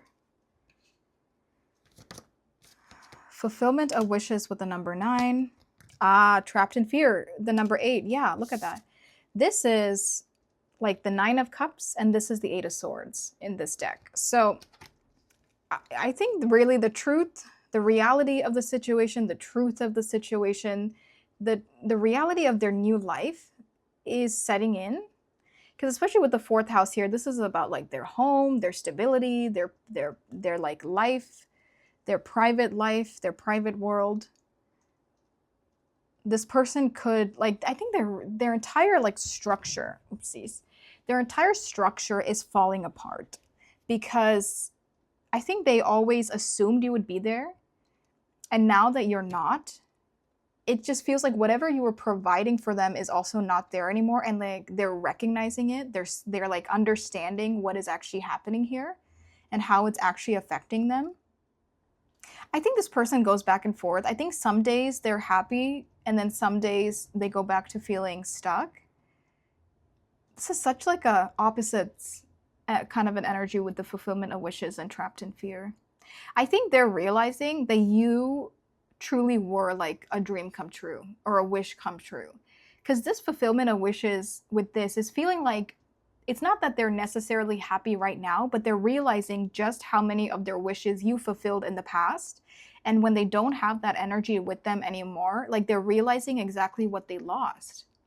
Even the fact that you're coming through as an emperor and the empress, and they're coming through as a page, even this shows to me the level of like the maturity difference between the two of you. I think this person is definitely a little bit immature, not as evolved as you are, but they are hitting a bit of a tower moment for themselves, which I actually think is the best thing that could honestly happen to them, is them having a bit of a tower moment and having a wake-up call. But I do feel like your energies are like night and day right now. I think they're trying to keep up with you. They're trying to like, not like stalk you, but they're trying to keep up with you and see like what you're doing. Have you moved on? Who are you talking to? Where are you? I think they're very curious about you in that sense. And they could even be trying to reach out to you, trying to get back together with you. Definitely, I don't think you want to get back together with this person, but Spirit's definitely saying, do not go back. You know, do not go back, do not get back together with them. But it does feel like if they are to reach out to you and attempt to communicate with you, just, you know, don't do anything about it. Or you could even block them if you really wanted to. 1111, as I'm saying that, maybe some of you should block this person. But yeah, I would say like their entire inner world is falling apart, which is causing their external world to fall apart as well. It's like they were living their best life because of what you were giving them or providing for them or how you were helping them. And the moment that was canceled and taken away, they're suddenly like, oh my God. They almost thought like a life with you was a given. They thought you would always stick around, you would always be there for them, you would always take care of them. Like for some reason, they didn't think you could stand up for yourself, or they didn't think you would walk away. So they just expected life to be like this forever. Yeah, this is like the type of person that like creeps on you from a distance. Even the way the sword is covering half this person's face and it looks like they're hiding behind the sword. It's like they're just creeping on you, but they'll never like admit something to you. They'll never be truly honest with you, but they're just kind of just like creeping on you. But I love your energy, group 3. I think you're really on the right track here with this new beginning in your life. Okay, let's see what is the energy of the connection itself between the two of you. The High Priestess. All these came out together, by the way. 3 of Swords, High Priestess, 3 of Swords, and the 10. Oh, no, this is Wheel of Fortune. 23 could be significant. 12, 13, 23, 33, if we're adding all of them up, could be significant. I like this. I do think there's mutual sadness, mutual heartbreak. I think the heartbreak is for 2 different reasons, though.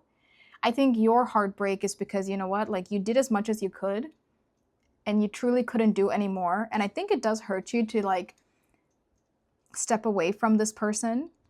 But I do think it's like a bittersweet energy for you. It's bitter because, you know, you have to do these things or do something that makes you a little bit sad, but it's sweet because you know this is the best thing you could have done.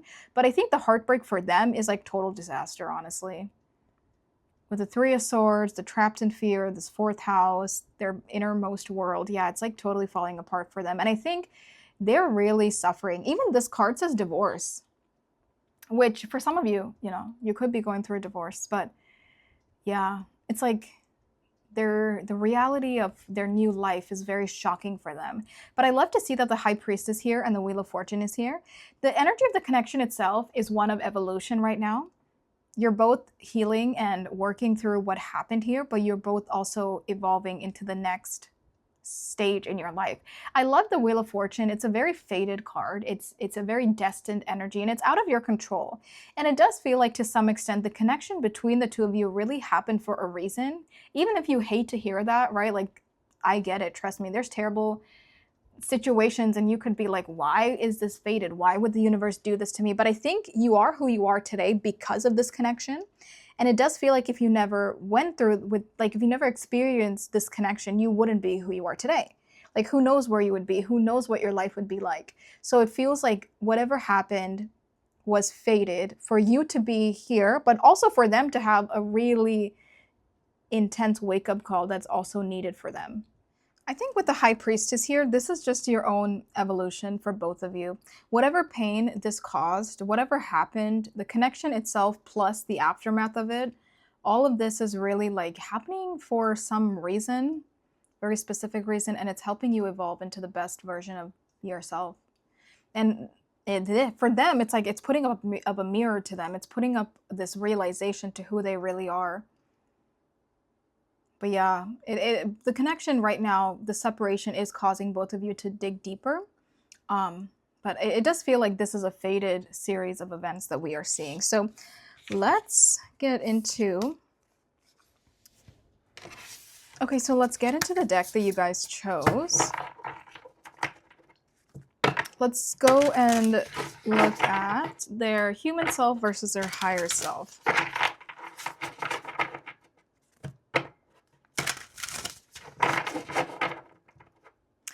Let's see, for this person's 3D thoughts towards group 3. What is this person's 3D thoughts towards group 3? Let's see. What is this person's 3D thoughts, current 3D thoughts towards group 3? The 5 of Wands upright and the Ace of Wands in the reverse. And let's look at their current 3D feelings towards group 3. Whoa, 2 cards again. 6 of Cups in the reverse, 6 of Pentacles in the reverse. Okay, for their 3D thoughts towards you right now, there's definitely conflict in their mind. I do think they're definitely overthinking, they're overwhelmed, I think they're upset. And with the Ace of Wands in the reverse, it almost feels like they're not finding a solution or a resolution. Like maybe they assumed that they would just be over it and this is fine and whatever, whatever, right? Like they just assumed it's no big deal. But it feels like they've actually been struggling with this mentally for quite some time. And with the Ace of Wands in the reverse, they're not able to come out of. It's almost like some kind of a mental loop that they're in and they're not able to come out of it. Or they're not able to they're not able to end this. Especially if they had ways that they thought they could end it, they're not able to. Like say like temporary satisfaction or like substances or sex or whatever. Like it's like they can't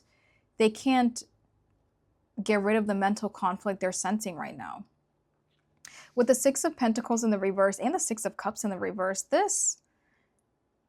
they feel incredibly empty without you in their life, emotionally empty. But for some reason, it's like they wouldn't change themselves. And that's why I feel like you've given this person many chances to either prove themselves or for them to change themselves. But it's like even though they feel empty and sad, they don't want to like heal themselves completely. They don't want to fix themselves completely. They don't want to like, you know what I mean? It's like they could do certain things to make themselves feel better or feel happy again, or even like try to fix and heal themselves, but they're not. It's like there's no work being done towards themselves right now. So they're kind of sitting in this empty energy to where like they're stuck between a rock and a hard place, but I feel like they actually have the ability to remove themselves from this rock and a hard place, but they're not. I'm tasting soup. I'm tasting like some kind of like a vegetable soup. Maybe even like a chicken noodle soup, but without the chicken. Yeah, it's like emotionally they're really empty and upset, but they don't want to better themselves.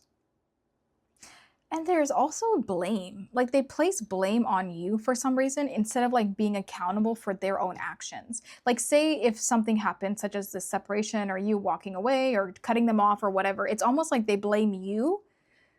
That's interesting. They're blaming you for how they feel. But they're not looking at themselves to see, oh, I did this to group 3. I caused them to move away from me. I caused them to leave me. Like they're not viewing it like that. They're viewing it as like, oh, well, because group 3 left or group 3 did this and this, now I'm sad. Now I'm empty. Now I'm alone. Now I'm possibly, don't have a place to live. I don't have money. I don't have whatever. But it's almost like they're blaming you instead of taking accountability for what they did to cause you to leave. You know what I mean? It's almost like they're just sitting in this like pity. They're sitting in this like victim mentality, but they're also sitting in like that. I don't know. You know what I mean? That's a very interesting energy coming through. I think that'll resonate more with you than it makes sense to me because you're the one that probably knows them and it has experienced them before, But because of that, they're stuck in like this loop and they're not able to come out, but they just blame you instead of fixing themselves. I'm like, that to me, that just sounds so interesting.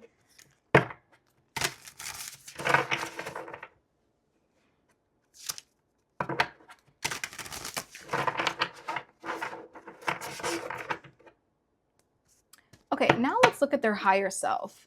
For their 5D thoughts towards group 3, what is this person's 5D thoughts towards group 3? That was like way too many cards. What is this person's 5D thoughts? King of Cups. Okay. Intuitively and in their soul, they do sense your worth. I think they do sense it in the 3D as well. And they do sense that like they lost you or like they feel a certain type of way towards you or they do have some level of like love for you. But their 3D self is incredibly stubborn.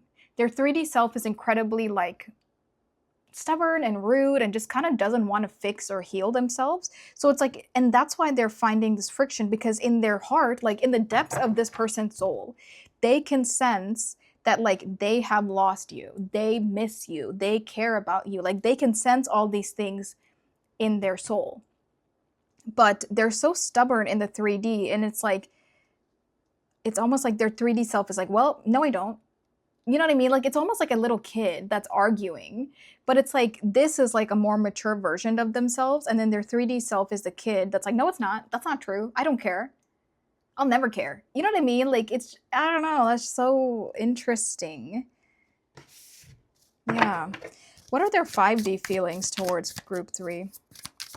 Like, there's such a disconnect between their higher self and their soul, which is an evolved energy, versus their 3D self.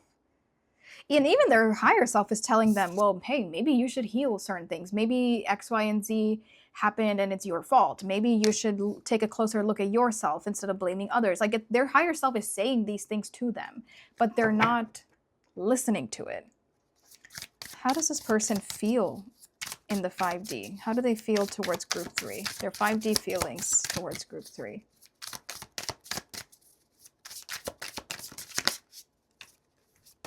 Wow. 7 of Cups and the 2 of Cups. In the 5D, they know that there's a special connection with you. Like, their soul knows that. Their soul knows that, like, they met you for a reason. They engaged with you for a reason. And their soul is definitely trying to, like, guide them and help them. Try to, like, understand emotionally, like, what happened, why did this happen? Because even the 7 of Cups feels like their soul is trying to, like, explain something to them, but they just end up confused because they're not receiving it properly.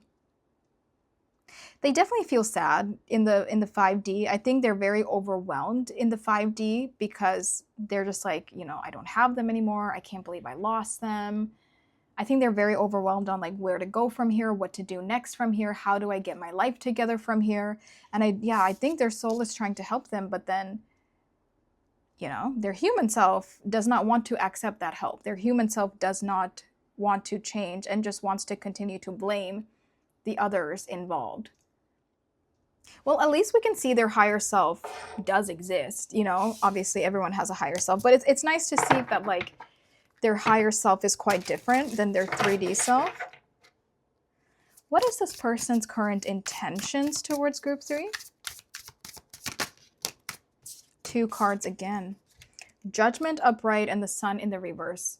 Okay, with the Sun in the reverse, I just feel like, again, they're blaming you for their sadness. They're blaming you for their sadness, their unhappiness, them feeling stuck or confused or lost in life, or cut off in life, like, whatever, right? Like, they're definitely sad about it, but it just, again, feels like they're not taking accountability. And in their current intentions, I don't think they have intentions in their human body to take accountability for what they have done to you.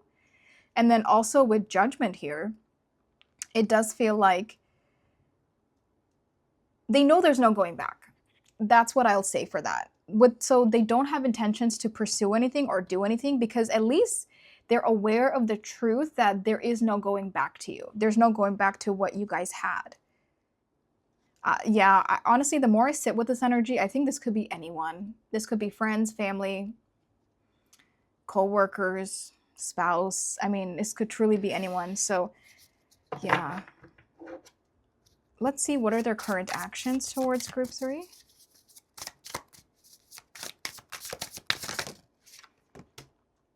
The Hierophant in the reverse. At the very least, at least they're not chasing you, because I just feel like, yeah, with Judgment, they know that they're in the wrong, even if their ego doesn't want to admit it completely. They know they're in the wrong, and they know that, like, something is done. So I like to see that they're not going to bother you or chase you down or do all these things, you know, because I think they're taking a step back from that.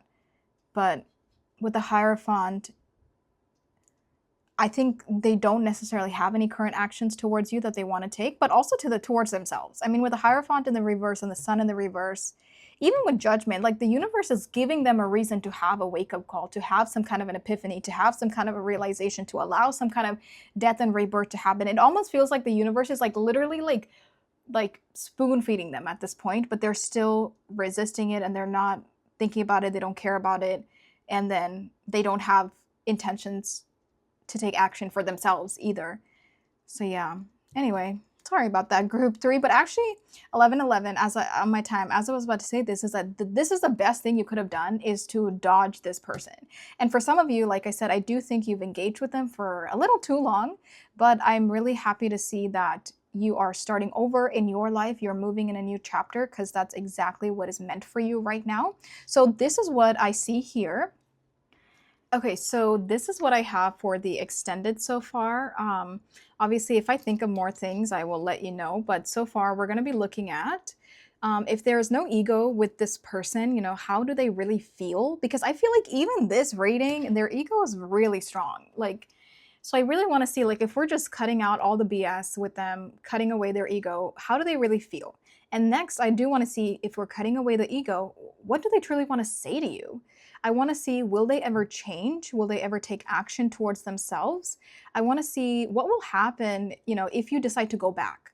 I mean, I can sense for a lot of you, you might not, but I don't know, right? I think for some of you, if you feel like you would fall back into this pattern with them, like what would happen versus the life you could possibly live if you were to fully detach.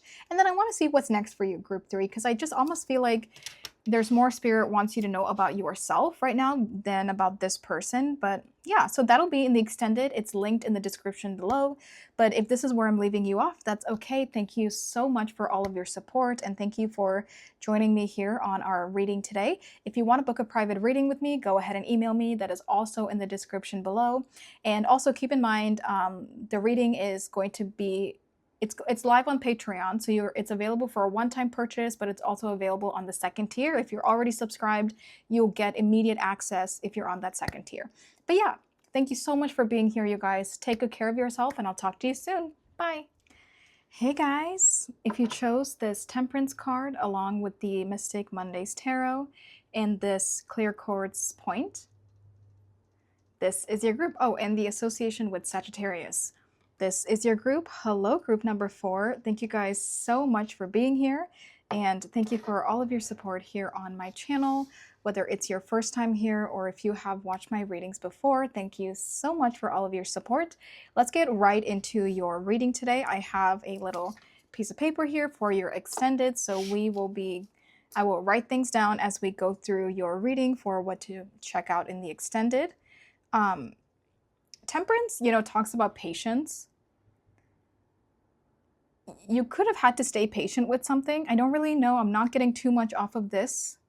But yeah, just something about being patient here. Patience or like moderation, something taking its time.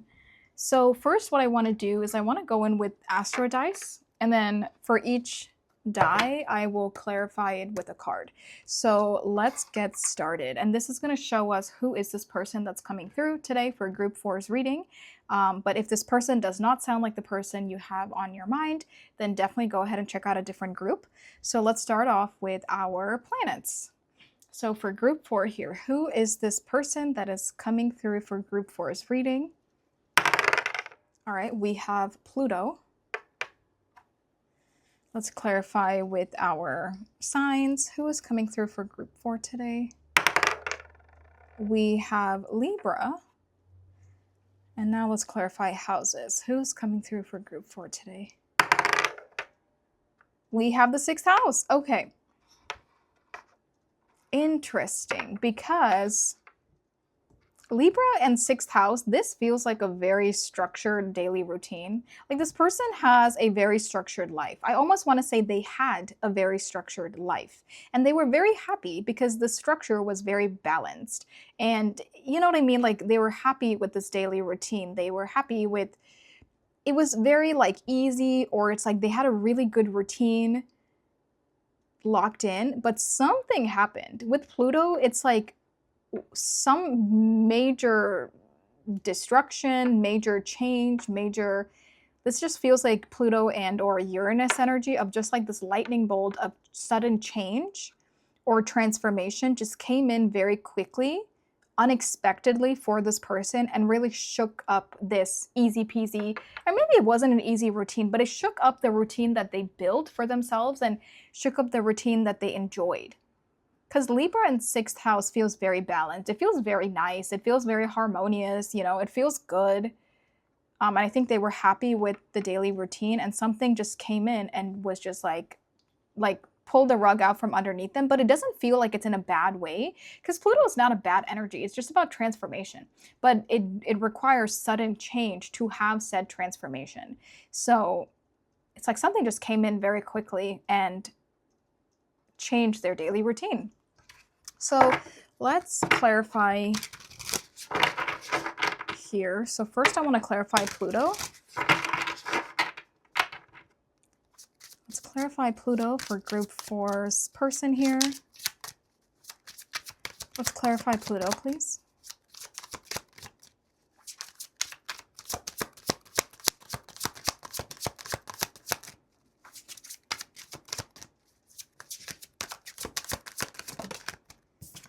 Whoa, yeah, that's what I mean. It's like there's something new that totally came in, and it required them to like step into like a new lifestyle. Step into some kind of a new routine, step into a new chapter. The Fool is the very first card of a new cycle. But it almost feels like they had to. Like, I almost feel like they don't have a choice, or they did not have a choice with this Pluto energy.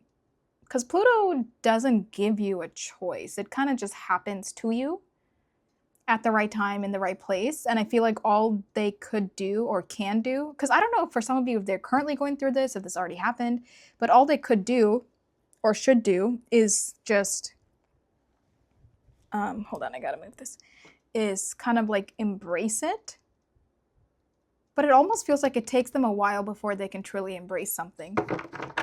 Okay, let's clarify Libra.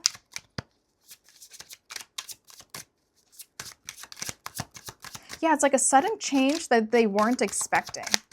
Because even with the Fool, you know, the Fool has his eyes closed, and the Fool is very close to falling off this cliff. You know, so in this scenario, it feels like this person was really enjoying their life, or really enjoying something about their 6th house daily routine. Life was harmonious, it was balanced, it was good. And they're just walking with their eyes closed in this great energy, and then suddenly they fall off the cliff. You know, and not in a bad way, but I feel like that's what Pluto did. It's like their eyes were closed, they were not expecting it. They were really comfortable in something, and they also like were not expecting change for some reason. And then that's when the change hit them. It doesn't feel like a bad change, it just feels like a new change. Clarify, well, that's redundant. New change, as in all change new. Okay, it just doesn't feel like a bad situation. Clarify in Libra, please. Wow. This is what I'm saying. I feel like this person's doing good. They could have a lot of money. This person could be very wealthy. Maybe they come from generational wealth, or maybe they built wealth for themselves. I almost said built generational wealth. Maybe they are, but yeah, wow. Okay, let's clarify 6th house. Clarify 6th house, please. Oh my gosh, 6th house and the 6 of Cups. That is interesting. It almost feels like they had some kind of a hunch. Before this change actually happened to them, they had a weird feeling. You know, sometimes when you just get weird feelings and they come true, these intuitive hits, especially for somebody who's not spiritual, because I don't think this person is. I feel like they're actually more logical than they are spiritual. They're more realistic and practical. So it's like they had this interesting hunch that like some change was coming into their life with this 6 of Cups in the 6th house. So when it happened, yes, it still caught them off guard, because it almost like proved intuition, or proved this feeling to themselves, but they were still not really expecting what it was. They're not telling me what it was.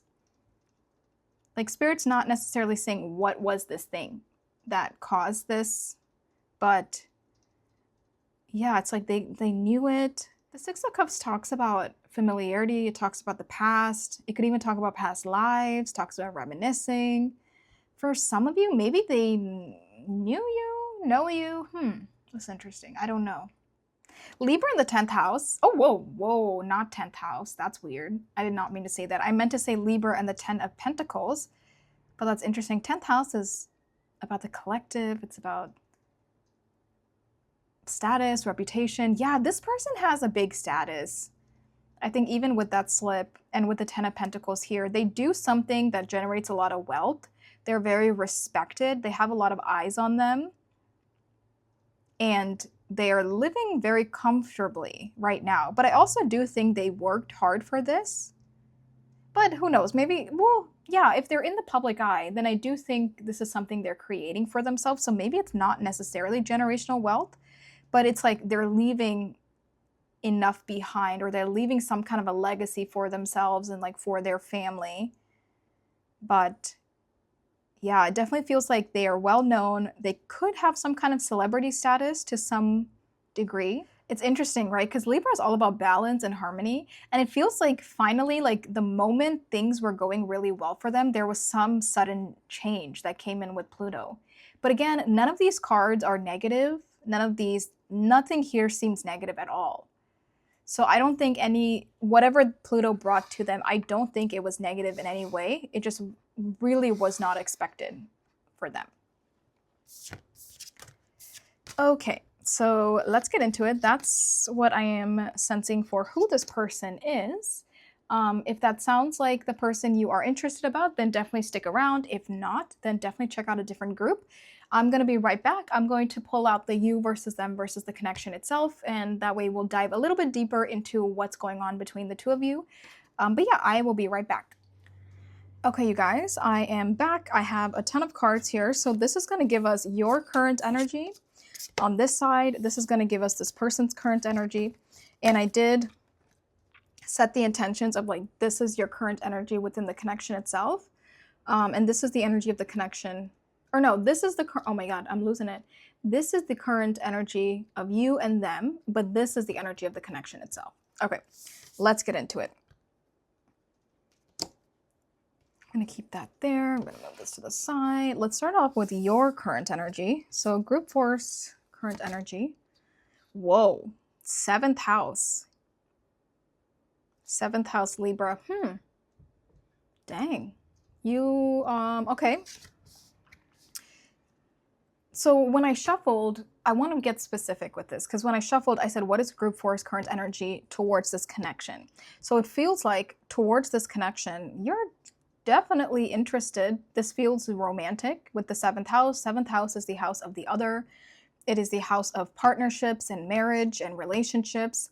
I guess it's also the house of like partnerships, as in like maybe business or something, but this immediately made me think of romantic energy.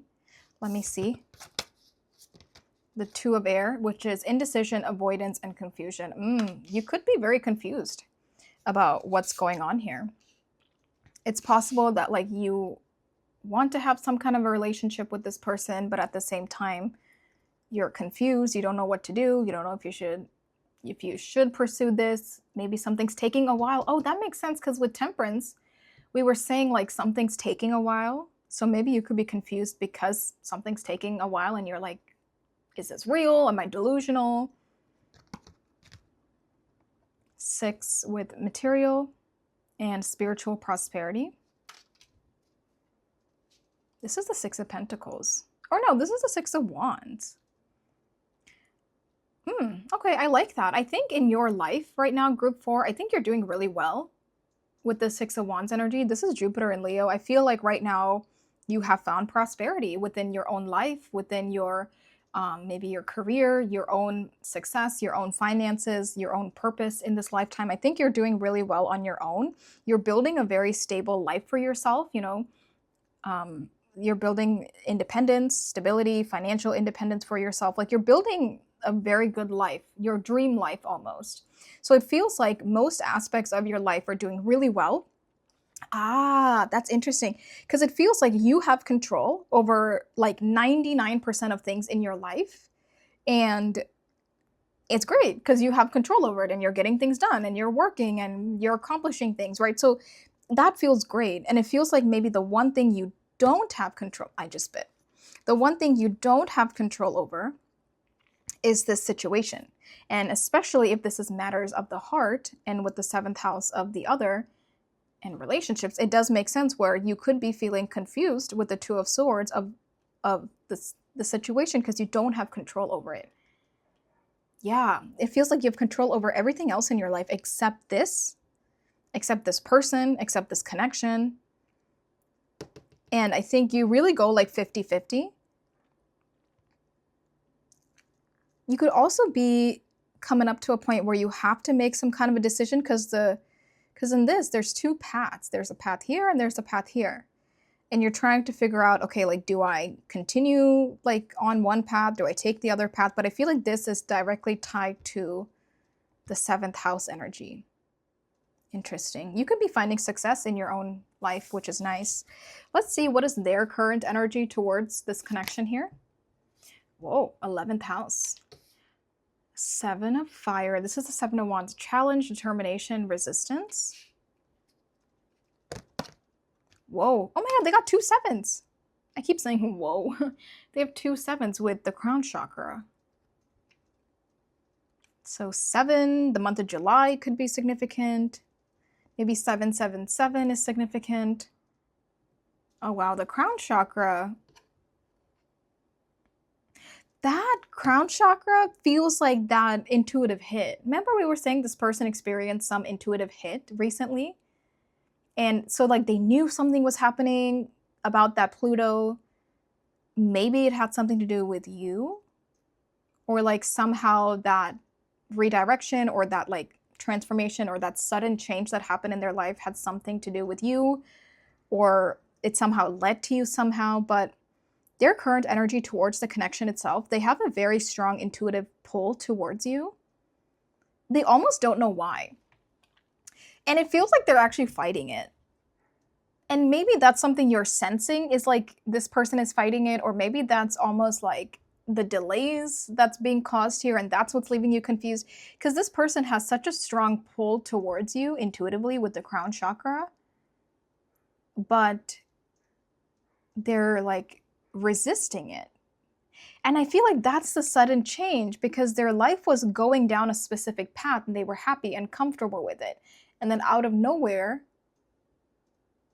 possibly you, I don't know for everyone, but like if you, like for example, you know, you came into their life and really like threw them off guard and now they're not able to shake it off. Because this almost feels like they're resisting it to try to move on from it, but they're not able to move on from it, which is causing them to resist it even more. But then it's like they're trying to figure out like why. It almost feels like maybe they're not spiritual, right? So maybe they don't understand this intuitive pull they sense. So they're like, why am I feeling this way? I'm trying to fight it, but it's not, you know, I'm not able to shake it off. Okay, I had to go dig out the guidebook. This is this deck, by the way. So let me find the chakras. Okay, crown chakra. Let's see. The crown chakra is located at the top of the head and has been called the 1,000-petaled lotus, or the receiver of light. This chakra is the center of your link with the universe, the infinite, and your higher consciousness. It is the connection between wisdom and spiritual insight. The crown center is the area where ethereal light and energy you received, and energy are received and then dispersed throughout your aura for total well-being. To balance this chakra, I find that meditation, breathwork, yoga, spiritual healing, acupuncture, and color therapy works best. When properly aligned, your crown chakra will expand to a point where it's possible to access and tap into the deepest source of wisdom. Okay, that's very interesting because that kind of reassures what I was sensing about this person fighting it. Because this almost feels like spirit is giving them these intuitive hits, but they're not able to shake it off. You know? And they're probably even wondering, like, why does something here have such a hold on me? And this is the connection, because this is their current energy towards the connection. You know, why did it take such a toll on me? Why am I being affected this way? And I think they're not able to fully make sense of it just yet. So if there's delays, I think that's probably why. Let's see, what is the energy of the connection between the two of you? And I will come back to this 11th house. The Page of Cups and the Chariot. Okay, it feels like the energy is definitely gaining momentum between the two of you. There's almost this like restlessness as well that both of you are sensing. I think both of you want to, like, you're very curious about this. This feels like a new situation for a lot of you, but you could have history with this person.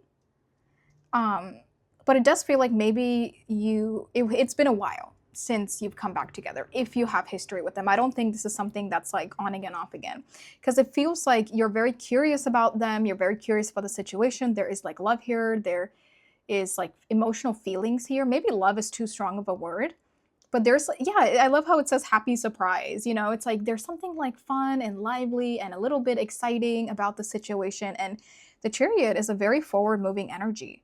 It's all about action.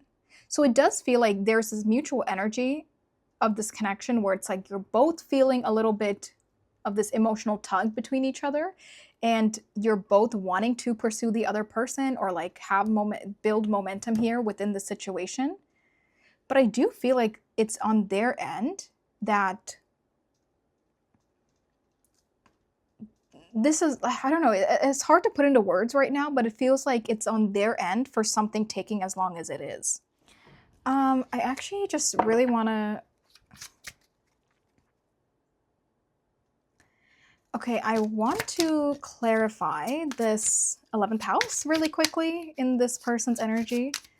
Let's clarify this 11th house for this person's current energy towards this connection. The Page of Swords. Okay, there's definitely curiosity here that this person wants to explore within this connection.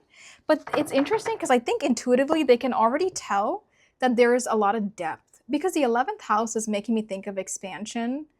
Normally the 11th house is about, like, you know, the masses. It's Aquarius energy.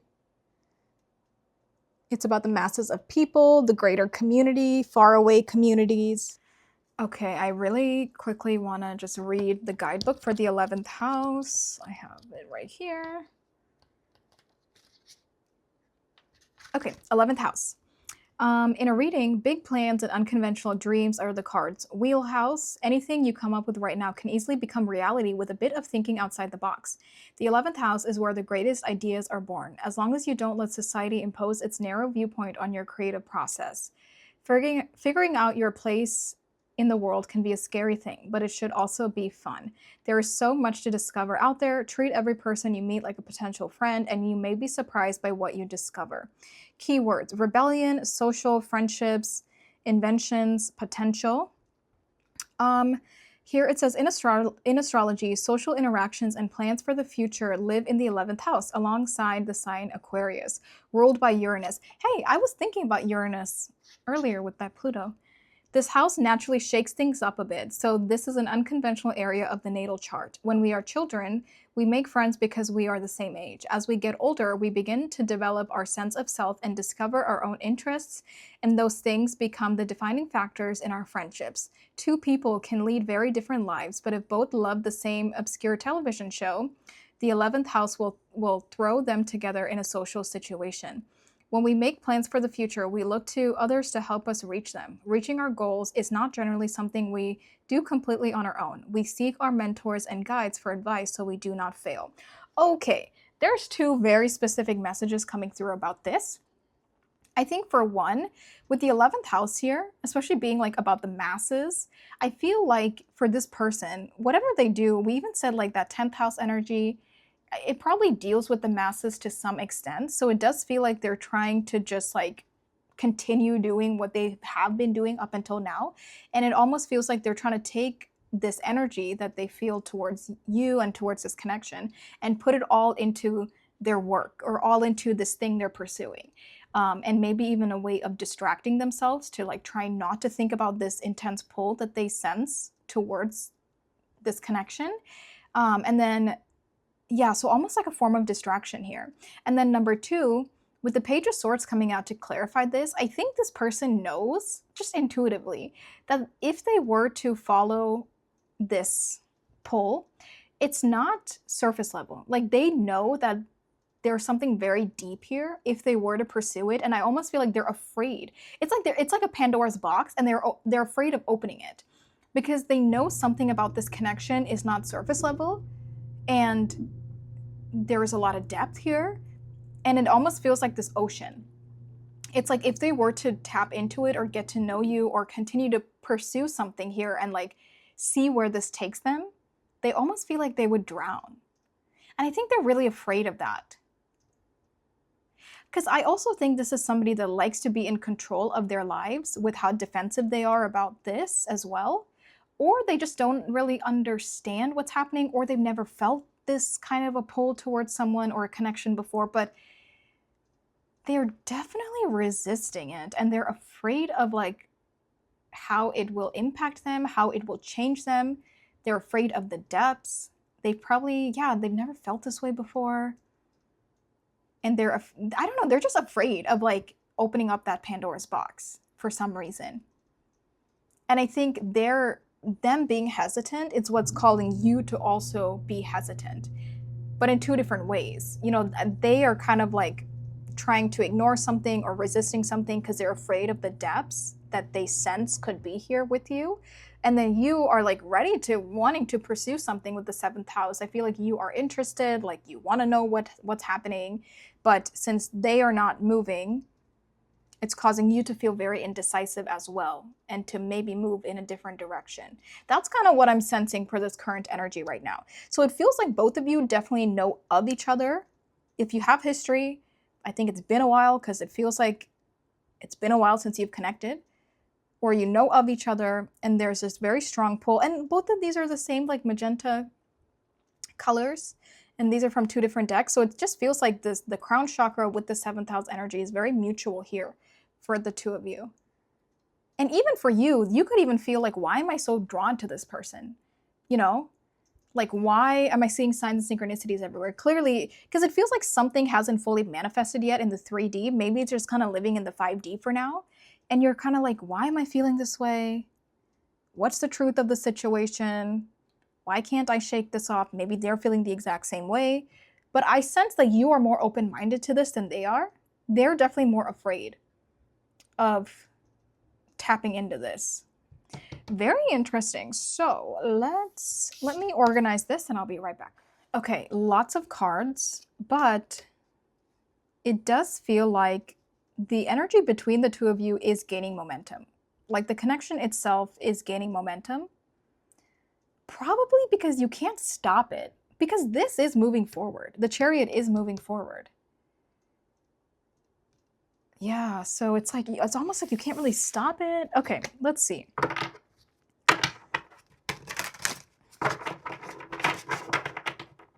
Okay, I will add more as we go on. So first, I want to look at their human self. So first, let's look at their 3D thoughts.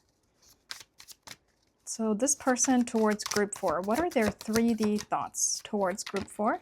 Whoa, okay. Ooh, they're definitely trying to really take control of their mind. Sorry, there's just like cat hair. We have the King of Swords. The King of Swords is incredibly mentally disciplined. So, I mean, it makes sense that like mentally, they're trying not to let the intuitive pull consume them. They're trying not to let the emotions consume them. They're trying to overpower what their heart and their soul is saying to them. And they're really trying to just focus at like the task at hand, or like just get things done. You know, like they're really trying not to allow these feelings to linger. So mentally, they're trying to really like stay very mentally disciplined when it comes to you. Okay. They're really fighting it. I almost feel like, wouldn't it be easier to just give in to the situation? So that's why I want to know, why are they so afraid? Because even in their 3D thoughts, they're really trying to like fight it. So then let's look at their 3D feelings. How does this, what are this person's 3D feelings? Oh my gosh, Knight of Cups. And 9 of Cups, bottom of the deck. Okay. Clearly, there's a major difference here between their head and their heart. Their head is telling them, ignore it, fight it, let's stay disciplined, let's stay logical, let's stay realistic. Maybe their head is even telling them something is not practical, something's not realistic, something's not going to work. Let's run away from the situation. and let's just pretend it doesn't affect us mentally. That's what they're saying to themselves. I feel like they can only do this for so long, you know, especially with Pluto here. And we even talked about Uranus for the 7th house, and we literally talked about the crown chakra, which is like literally, it's so much bigger than just his. I said his because of the king, but I guess it could be queen. It's just so much bigger than just their mind. You know what I mean? I think their mind can only stay strong for so long. It does feel like they probably get to a point of caving in. I don't know when. I'm going to ask that. When will they cave in? Yeah, because it feels like they can only stay mentally strong for so long. And then we have the Knight of Cups and the Nine of Cups. The Nine of Cups is literally emotional fulfillment. This is like, the Nine of Cups is just one below the 10 of Cups. But here, it's like this person, the Knight of Cups here is holding a cup, and then we have the 9, this plus this is a 10. So it just feels like the way they feel towards you is like the 10 of Cups. This literally has a heart on it. And they just can't explain why they feel so much towards you. Or it's like they don't want to feel love towards you to such an extent. They don't want to have these feelings towards you. And I'm sure there's nothing against you personally. I think they're just afraid of themselves. They're afraid of opening up their heart. They're afraid of their feelings for some reason. But for some reason, it's just like truly undeniable. And with the Knight of Cups, it's like the Knight comes in with an offer. The Knight is momentum. They want to come in with an offer of emotions. They want to come in and say, hey, I have these feelings towards you. You have a hold on me, like quite literally. But they're trying so hard not to crack. It almost feels like torturous to some extent. But their 3D emotions are quite deep. For sure. Even if they're denying it or if they don't act like it, they're not talking about it, they're not expressing it, yeah, but it runs pretty deep here. And even this, again, the color scheme of this like purple, magenta, pink with the crown chakra, it also feels like maybe they've never felt this way towards someone. I don't know. Okay. Now let's look at their higher self. So their 5D thoughts. What are their 5D thoughts towards group 4? The Emperor. Wow, their 5D, their higher self is very stable. Much more stable than the anxiety we sense here for their 3D self. They're also much more like, yeah, they're just, okay, they're stable. Let me actually clarify. Your 5D thoughts. Clarify this Emperor. The 6 of Pentacles. They're much more at peace in the 5D. Like their soul knows the truth of this connection. So their soul is not as worried about something here as their human brain is. Their soul is more accepting. And with the Emperor, yeah, they're just much more stable. They're much more stable, much more accepting, and they're much more at peace in their higher self. And I think their higher self is trying to communicate to them with the crown chakra. But, you know, they're denying their higher self. They're trying to hide it. They're trying to run away from it. But I do think their higher self is trying to come through to like give them some level of clarity, but I just don't think they're like ready to accept that clarity just yet. Let's clarify their 5D feelings towards group 4. This person's 5D feelings towards group 4. Wow. The Ace of Swords. This is literally clarity and a breakthrough. And in the 5D, they already know everything. They already have all the answers, and their feelings make sense. And they know the truth of their feelings in the 5D. Excuse me. What they feel in the 3D, their 5D self has already tried to say to them, hey, like, this is true, this is real. But for some reason, their brain is really against it. Let's clarify the Ace of Swords for their 5D feelings. That's why it feels like their human self is going to crack. I just feel like they can't keep this up for too long. I thought this was the Two of Cups originally, but it's actually the Six of Cups. And you have the Six of Cups again out here. Their 5D has definitely been dropping hints for them. And remember, we were saying with the Six of Cups is that they already intuitively were feeling like something is happening, something is coming in. So when it actually did happen, that's what caused the Pluto energy.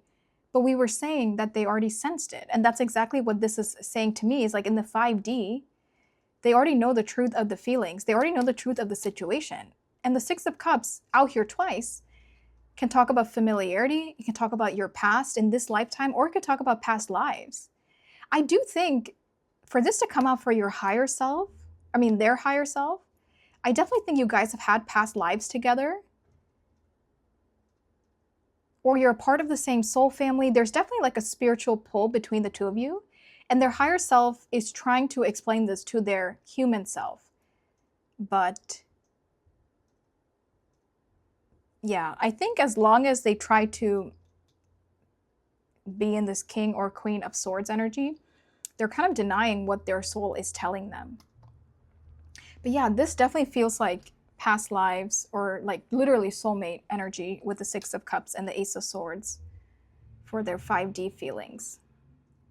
Yeah, it's like undeniable in the 5D. Maybe because they've been denying it, maybe that's what caused Spirit to throw in the Pluto energy. Like maybe for some of you, they've already been in this for a while, but it's like building, like that pressure is building, and it kind of caused that tower destruction kind of an energy. Let's see, what are their current intentions towards group 4? What is this person's current intention?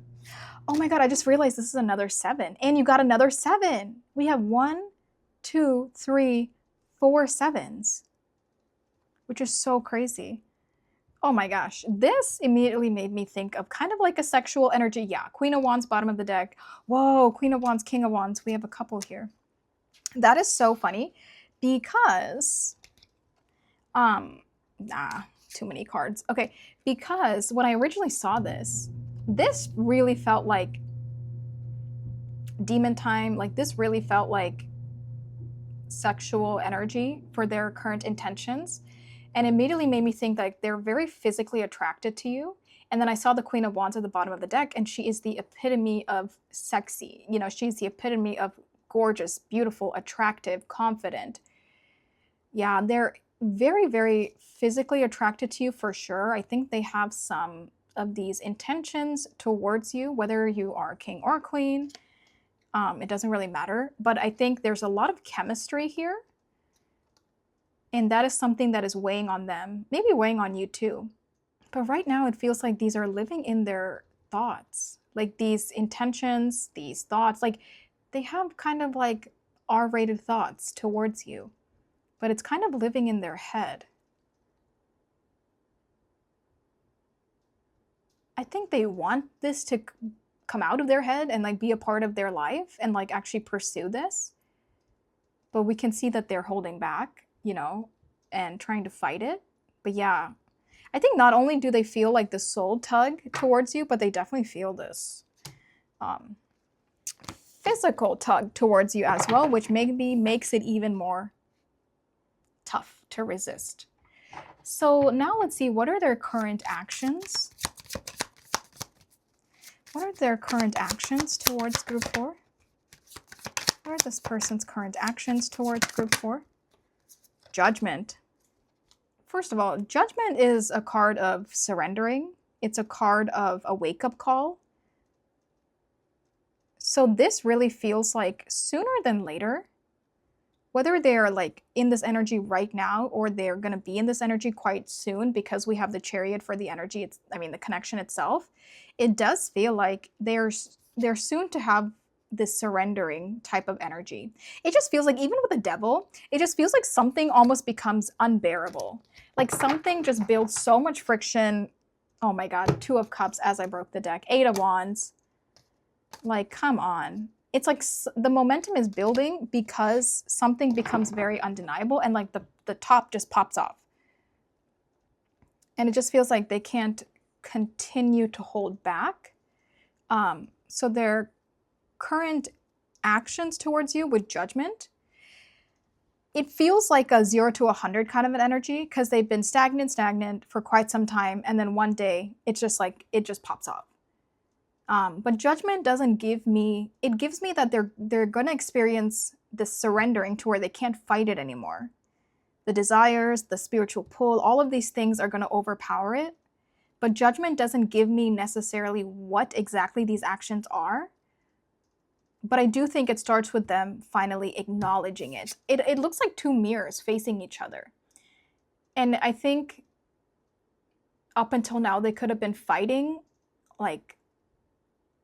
something, right? So now it's like Spirit's putting a mirror up in front of them to show them the truth of something. I don't know. Yeah, there's some kind of a I can't deny it anymore energy. And I think that's what they're stepping into next. I guess let me get one more card. Can we clarify judgment for action? Their current action?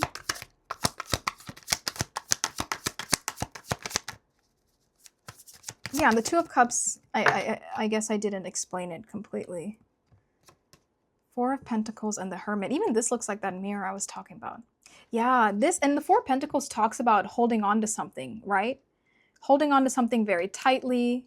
So this just feels like I just can't stay in a box. You know, even this looks like a box. It's like I can't keep something in. I can't stay in a box. Like it does feel like they're about to explode. I mean, it just feels like the pressure was building for so long that sooner than later they have to come out of the Hermit. Because they try to keep it in. Even the Four of Pentacles can be a very private energy. They try to keep it in for quite some time and they're not able to keep it in anymore. Okay, it's not giving me specific actions, but you know what I mean. Okay, so that's what I'm seeing here. Very specific energy, you know. Oh, what I was trying to say is I didn't really explain the Two of Cups, but yeah, Two of Cups is definitely a soulmate card. So you have the Six of Cups out here twice. You have the Nine of Cups. You have the Two of Cups, and then you have the Eight of Wands, which really makes that Chariot make sense because it does feel like the momentum is building soon. But yeah, this also feels like part of their... Okay, so here is what we're going to be looking at in the extended. I want to see why are they so afraid of this potential here? You know, why are they fighting it? When will they give in to their feelings? Any time frame on actions? What should you do? Is there a potential for a relationship here? Which I think yes, but we'll have to dig into that a little bit. And then we'll also see what would they say to you right now if, you know, they would just be honest with you for once. So yeah, that's what we're going to look at in the extended. But if this is where I'm leaving you off, that is totally okay. Thank you so much for being here. And thank you so much for all of your support here on YouTube. Go ahead and give this video a like and subscribe if you want to see more content from me. Oh my God, I split the deck and there's the Fool. Well, okay. Yeah, but yeah, if you want to see more content from me, you can subscribe and definitely check out my Patreon if you want exclusive readings. There's a ton over there. The link is in the description below. You can purchase the extended as a one-time purchase, or you can sign up to be a part of the second tier, which gets access to all the extendeds plus all the other readings. So yeah, if you're interested, it's in the description below. If not, that is totally okay. If you want to book a private reading with me, that is also in the description. Go ahead and email me. But thank you so much, you guys. Take good care of yourself, and I'll talk to you soon. Bye.